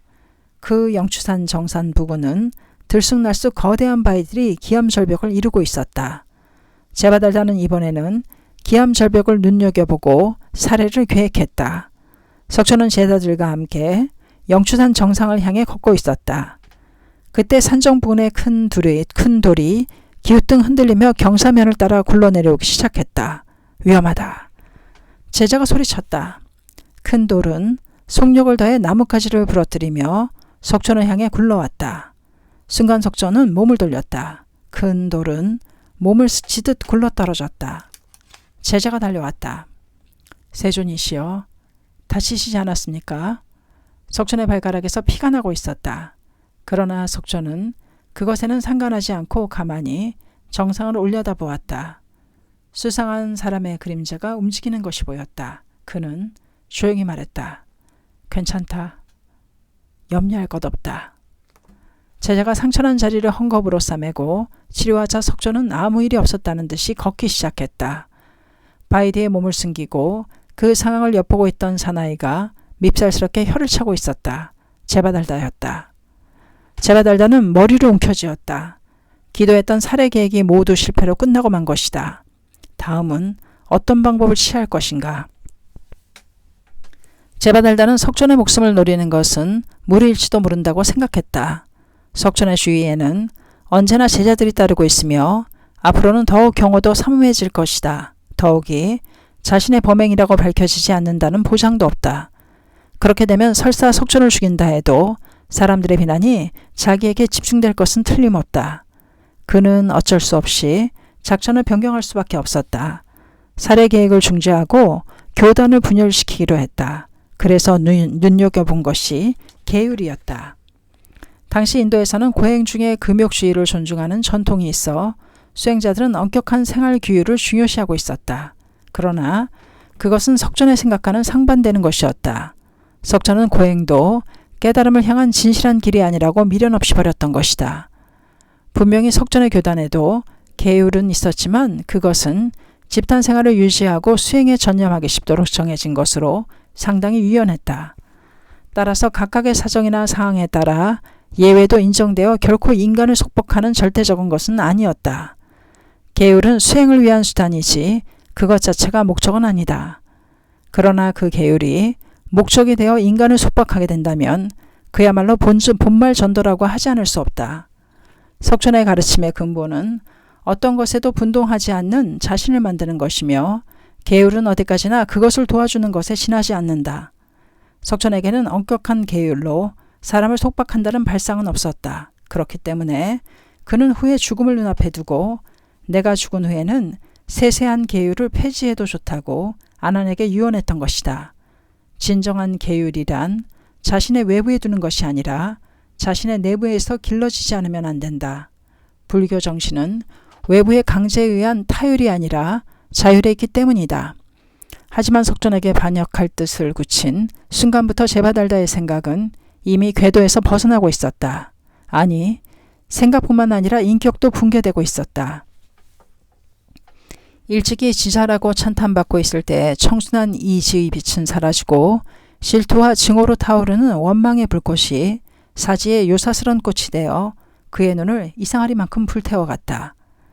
그는 교단을 분열시키고 혼란에 빠뜨리기 위한 주도 면밀한 계획을 짰다. 어느 날 제바달다는 자기를 따르는 몇 명의 비구를 데리고 석촌이 있는 곳으로 향했다. 이미 석촌과 떨어져 별도의 행동을 하고는 있었으나 아직 완전히 반역할 뜻을 밝힌 것은 아니었다. 석촌은 오랜만에 찾아온 제바달다를 맞이했다. 그는 제바달다가 자기의 목숨을 노리고 왔다는 것도 알고 있었을 것이다. 그러나 그래도 귀여운 제자의 한 사람이었다. 아니, 마음이 독에 물든 제자일수록 석촌은 가볍게 여겨 그 어리석은 제자를 위해 고심했다. 기회가 있으면 선도하여 회개하도록 하고 싶었다. 제바달다는 석촌에게 정중히 합장하고 이렇게 입을 열었다. 세존께서는 욕망을 제어하여 만족을 알고 의식주에 대한 탐욕스런 집착의 마음을 버리고 정진에 힘쓰는 것에 불토가 있다고 설하셨습니다. 그렇다면 지금부터 제가 말씀드리는 것은 여러 가지 면에서 세존도 찬동하시리라 생각합니다. 다시 말해 새로이 5가지 계율을 정하여 그것을 추구한 자들에게 엄수하도록 하는 것입니다.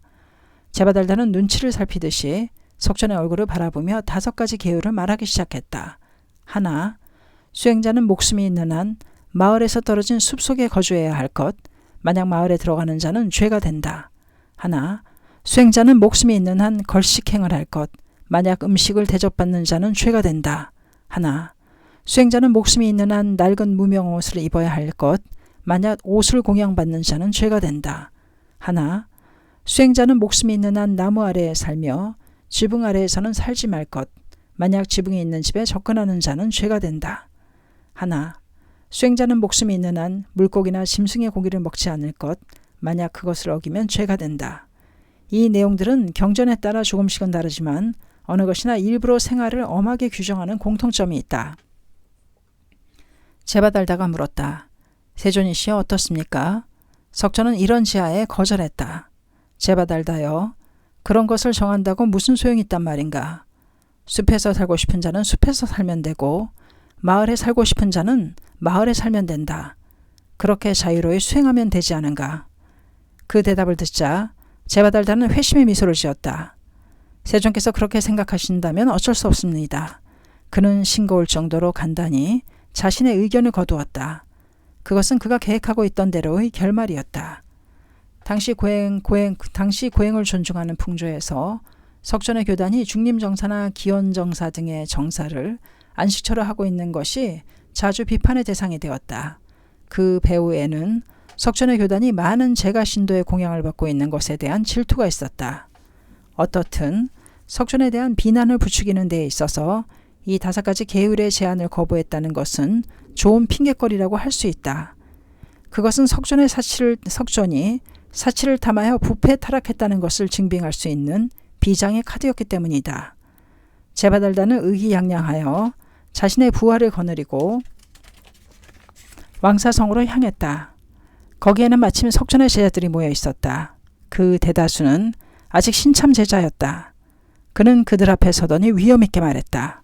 여러분, 세존이 지금까지 뭐라고 말해왔는지 알고 있는가? 세존은 욕망을 제어하고 만족할 줄 알며 의식주에 대한 집착과 탐욕을 버리고 정진하라고 말해왔다. 그러나 청중은 제바달다의 이야기에 열심히 귀를 기울였다. 그는 석촌에게 새로운 5가지 계율을 정하여 엄수하도록 제안했던 것을 말했다. 나의 제안은 청정한 출가자로서 당연한 일이 아닌가. 아니, 세존 자신이 이제까지 설해온 것이기도 하다. 그러나 세존은 그것을 거부했다. 왜인가? 엄한 수행을 싫어하기 때문이다. 사치가 몸에 배었기 때문이다. 그것을 부패하고 타락한 모습이 아닌가. 거기에는 이미 진실한 불타의 모습은 찾아볼 수 없다. 그래서 나는 새로운 불타의 길을 열기 위해 이 5가지 계율을 세워 수행에 면려하려고 했다. 진정한 불타의 길을 열고자 하는 자는 나와 함께 가자. 열정적으로 원망을 토로하는 그의 말 속에는 이상할 정도로 박력이 담겨 있었다. 신참 수행자들의 마음은 동요되었다. 석촌이 타락하여 영화를 추구하고 있었단 말인가? 그들은 석촌에게 기이한 지 얼마 되지 않아 제바달다의 책모 따위를 알 리가 없었다. 그러나 분별 있는 제자들은 분개했다. 제바달다는 세존의 교단을 분열시키려고 하고 있다. 결국 그곳에 있던 비구들 중 500명은 제바달다를 따라 그가 본고지로 하고 있는 상두산으로 가고 말았다. 뒤에 남은 사람은 극소수의 제자들 뿐이었다. 정의가 사악이 되고 사악이 정의처럼 보이게 조작한 제바달다의 교묘한 숙임수가 실효를 거두었던 것이다. 석촌은 사례불가 목련에게 이 보고를 듣자 이렇게 말했다.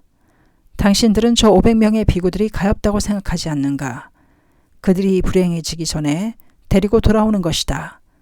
석촌은 아무것도 모른 채 화합승을 파괴하려는 제바달다에게 속아 불도에서 벗어나려고 하는 제자들이 불쌍해서 견딜 수 없었다. 사리불과 목녀는 서둘러 상두산으로 향했다. 중요한 때에 가면이 일어서서 싸워야만 비로소 진짜 제자다. 석천은 제자들의 행동을 줄곧 지켜보고 있었다. 두 사람은 필사적이었다. 어떤 위험이 기다리고 있을지도 모른다. 그러나 석천의 정의를 증명하기 위해서 또 500명의 비구들을 위해서라도 단연코 싸워 승리하지 않으면 안 된다고 생각했다. 석천이 아무리 올바르고 진정한 부처라 해도 많은 제자들이 제바달다를 따른다면 제바달다가 바로 정의가 되고 부처가 되고 만다. 현실적으로 정의를 증명하기 위해서는 제자들을 데려오지 않으면 안 되었다. 사리불과 목녀는 숨을 헐떡이며 서둘러 상두산으로 갔다. 제바달다는 승리의 쾌감에 취해 있었다. 그는 두 사람이 산으로 올라오는 것을 보더니 희죽웃으며 동료에게 말했다. 저기를 봐라. 구담의 최고 제자인 사리불과 목련조차도 나의 가르침을 구하러 기뻐하며 찾아오고 있지 않은가. 이것으로 나의 가르침이 얼마나 훌륭한지 잘 알았을 것이다. 석천의 최고 제자인 두 사람이 자기를 경모하여 찾아왔다고 생각한 그는 기뻐서 어쩔 줄 몰랐다. 동료 중 한 사람이 대답했다. 아니, 그들을 믿어서는 안 됩니다. 무슨 생각을 하고 있는지 모릅니다. 걱정할 필요 없다. 나의 지도를 구하고 있기 때문에 여기까지 온 것이다. 오만불선한 그에게는 아무것도 귀에 들어오지 않았다. 거기에 만심의 함정도 있었다. 제바달다는 애써 의젓하게 행동하며 기꺼이 두 사람을 받아들였다. 그리고는 득이양양하게 따라온 비구들에게 설법했다. 그의 이야기는 실은 전부 석천의 말을 그대로 흉내낸 것이다. 그러나 비구들은 눈을 반짝이며 진지하게 제바달다의 설법을 듣고 있었다. 그동안 사리불과 목녀는 반격할 기회를 기다리고 있었다. 마침내 피곤해 지친 제바달다는 사리불에게 말했다.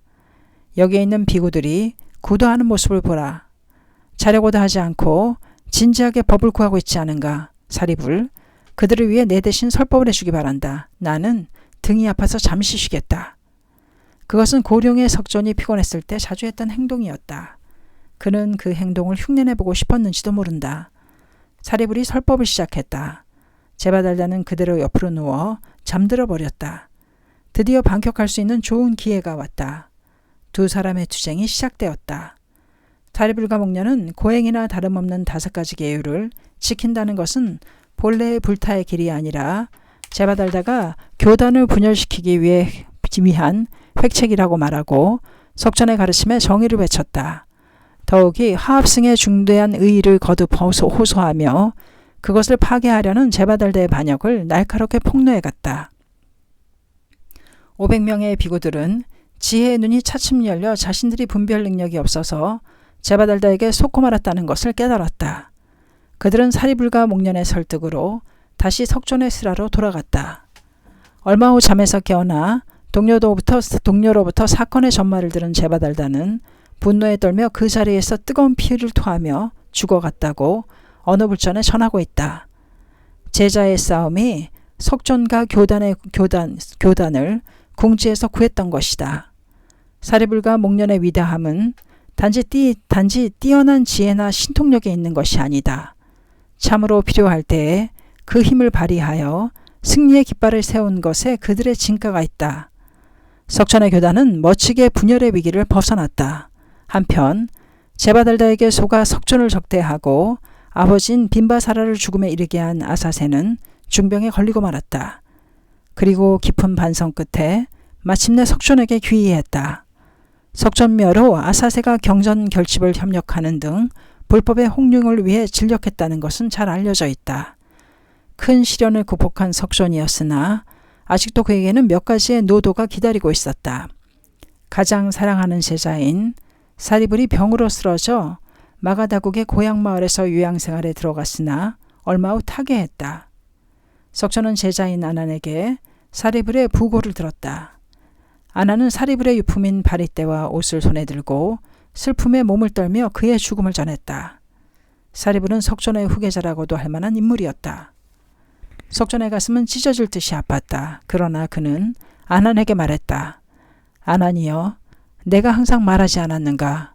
사람은 사랑하는 사람과 언젠가는 헤어지지 않으면 안 되는 것이다. 이 세상에는 그 무엇도 변화하지 않는 것은 없다.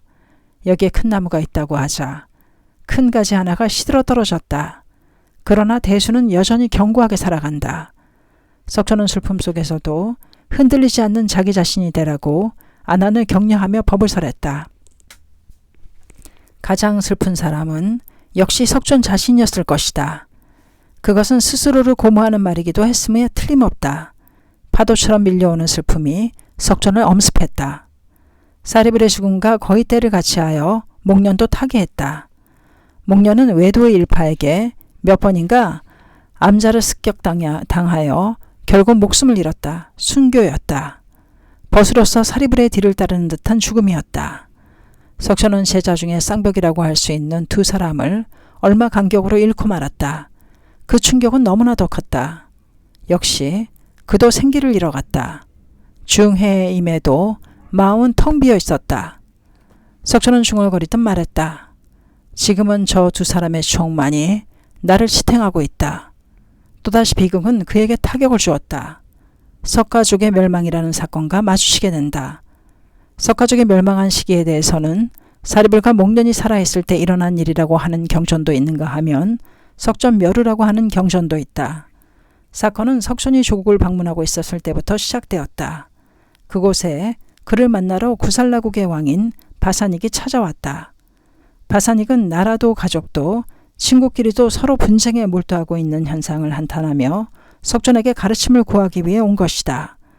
바사닉의 아들인 파율이 바르다카는 이미 작년에 이르고 있어 언제까지나 왕자의 자리에만 만족하고 있을 수 없었다. 그래서 왕이 석촌을 방문하여 부재 중일 때 쿠데타를 일으켜 왕의 자리를 빼앗아 버렸다. 왕위에 오른 파율이는 석가족의 나라를 침공하기 시작했다. 거기에는 파율이의 출생과 관련된 원한이 있었다. 바사니강은 석존에게 기이한 이후 석가족의 왕녀를 왕비로 맞이하고 싶어 했다. 구살라는 큰 나라이긴 했지만 신흥 국가이고 석가족의 나라는 작은 나라일지라도 태양의 후예라고 자칭하는 유서 깊은 나라이기도 했다. 석가족에게는 그런 긍지 때문에 신흥 국가인 구살라를 결코 탐탐하게 생각하지 않았다. 바사니강의 요청을 받은 석가족은 왕족의 딸을 보내는 게 싫어서 왕족과 하녀 사이에 태어난 딸을 왕녀로 위장해 시집을 보냈다. 그 딸과 바사니강 사이에 태어난 사람이 파율이었다. 그러나 그 후 그녀는 하녀 출신이라는 이유로 왕비의 자리에서 쫓겨났다. 파율이는 자기에게 흐르는 피를 저주하고 석가족을 줄곧 원망해왔다. 그는 그 원한을 갚으려 했다. 석전은 파율이 왕이 석가족의 나라로 수병한다는 말을 듣자 그가 지나는 길목에 나가 고목나무 밑에 앉아 기다렸다. 대군을 거느린 파율이가 다가왔다. 왕은 석전을 보더니 물었다. 왜 세조는 이 무더위에 고목나무 밑에 계십니까? 잎이 무성한 나무 밑이라면 시원할 텐데. 석전은 조용히 대답했다. 일족이라고 하는 것은 나뭇잎과 같습니다. 그 잎이 위기에 처해 있다고 하는데 몸을 숨길 데가 어디 있겠습니까? 파율이는 석존이 석가족을 지키기 위해 자기의 생각을 단념케 하려는 필사적인 마음을 알았다. 파율이도 석가족의 피를 이어받았다는 것은 틀림이 없다. 혈기가 넘치는 왕도 불타의 모습을 접하자 인정이 마음 깊은 곳에서 솟아오르는 것이었다. 생명의 촉발이라 해다 좋다. 세존도 석가족이시지요. 칠수야 있겠습니까? 파율이는 되돌아갔다. 그러나 그는 다시 석가족 나라로 병사를 보냈다. 그때에도 석조는 그를 제지했다. 그러나 세 번째로 네 번째라는 경전도 있다. 파율이가 병사를 거느리고 찾아왔을 때는 이미 제지할 수 없었다. 석존의 조국은 전쟁터가 되어 석가족은 무참하게도 파율이의 대군에게 멸망했다. 석조는 가장 사랑하는 제자에 이어 동포마저 잃었다. 재행은 무상했다. 그것은 또 무정한 바람이 되고 고령인 그의 가슴에 사무쳤다. 그러나 석조는 지지 않았다. 무상하기 때문에 영원한 법에 살며 그것을 끝까지 전하려 했다. 그는 오랫동안 생명의 법을 설해온 영주산에 서자 아난에게 말했다. 자, 가자. 그는 홍교의 길을 떠나자고 호소했다. 어떤 사람이라도 괴로움을 피할 수는 없다. 불타에게도 괴로움은 있다. 그 괴로움의 구렁텅이에서 일어나 사명에 꿋꿋이 살아가는 힘이 신앙이다. 거기에 불타의 길, 성자의 길, 진정한 인간의 길이 있다. 이미 석촌의 연령은 80세에 이르렀다. 그는 육체가 쇠약해졌다는 것을 충분히 자학하고 있었다. 그렇지만 그는 목숨을 다하는 날까지 각지를 돌며 법을 설하며 생애를 마치겠다고 결의했다. 많은 제자들은 깜짝 놀랐다. 스승의 건강을 연막 걱정하여 만류하지 않으면 안 된다고 생각한 자도 있었다. 그러나 스승의 엄한 마음을 알자 아무도 그것을 입 밖에 낼 수 없었다. 석촌의 걸음걸이는 불안정했다. 그는 낡은 옷을 걸치고 천천히 발걸음을 옮겼다. 제보도 없었다. 세상에 지위도 없었다. 권력도 없었다. 사람들의 눈에는 몇 겹으로 주름진 얼굴에 가난한 한 노인에 지나지 않았다. 분명히 석촌의 육체는 황혼기에 접어들고 있었다. 그러나 정신은 항상 아침에처럼 빛나고 있었다. 그의 흉중에는 무량한 제보가 빛나고 있었다. 그의 한 걸음 한 걸음은 황금 같은 자비의 대도가 되어 넓혀져 갔다. 제자들과 함께 왕사성을 출발한 석촌은 가는 마을마다 법을 설했다. 그리고 겐지스강 부근까지 갔다. 여기까지가 마가다국이다. 그를 배웅 나온 사람들과 이 나루터에서 헤어져야만 했다. 배웅하는 사람들 중에는 대신들도 있었다. 이제 석촌과는 두 번 다시 만날 수 없을지도 모른다고 생각하자 모두의 눈에서 속별의 눈물이 흘렀다. 누구나가 그 사람의 인격을 경모했다. 그 사람이 설하는 법을 구도했다. 겐지스강을 건너자 그곳은 발기국이었다. 석촌은 이 나라의 수도인 비사리의 원림에서 한 유녀를 위해 법을 설했다. 그녀는 강력하여 식사에 초대하고 싶다고 청하자 석촌은 그것을 받아들였다. 그곳에 석촌이 왔다는 것을 우연히 듣고 귀족의 제자들이 찾아왔다. 그들의 간청에 응하여 석촌은 법을 설했다. 그들도 감격하여 식사에 초대하고 싶다고 청했지만 석촌은 그것을 거절했다. 유녀와 선약이 있었기 때문이다. 석촌은 모든 사람에게 평등했다.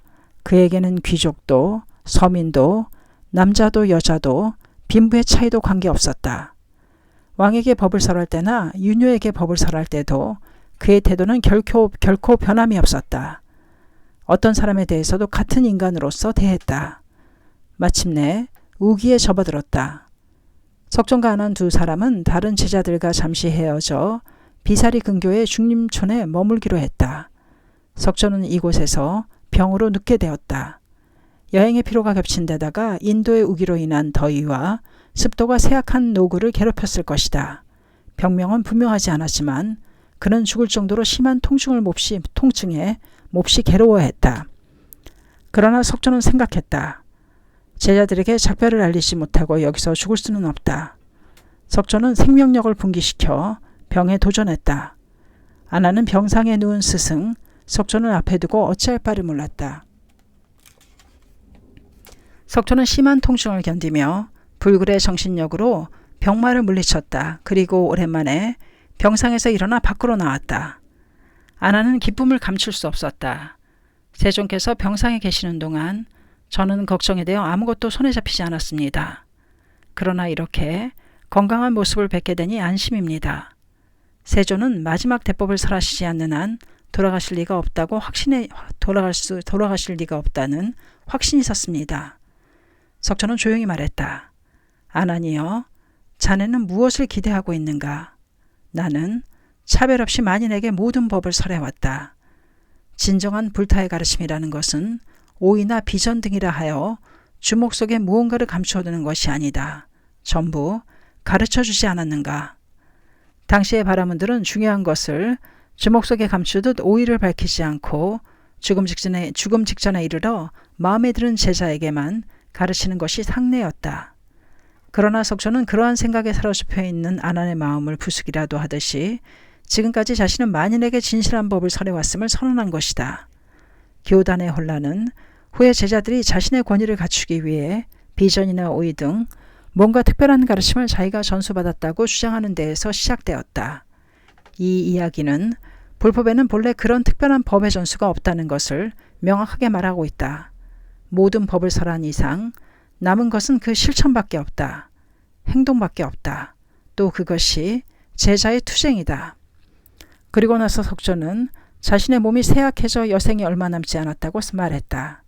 아나는 이 스승이 돌아가시고 나면 자신은 무엇을 의지하고 살아가야 하는가를 생각하자 견딜 수 없는 불안과 슬픔을 느꼈다. 그러자 그것을 꿰뚫어 보듯 석존이 말했다. 아나니여, 강하게 살아라. 강해지는 것이다. 자신이 약하면 어떻게 행복할 수 있겠는가? 어떻게 고뇌하는 사람을 구제할 수 있겠는가?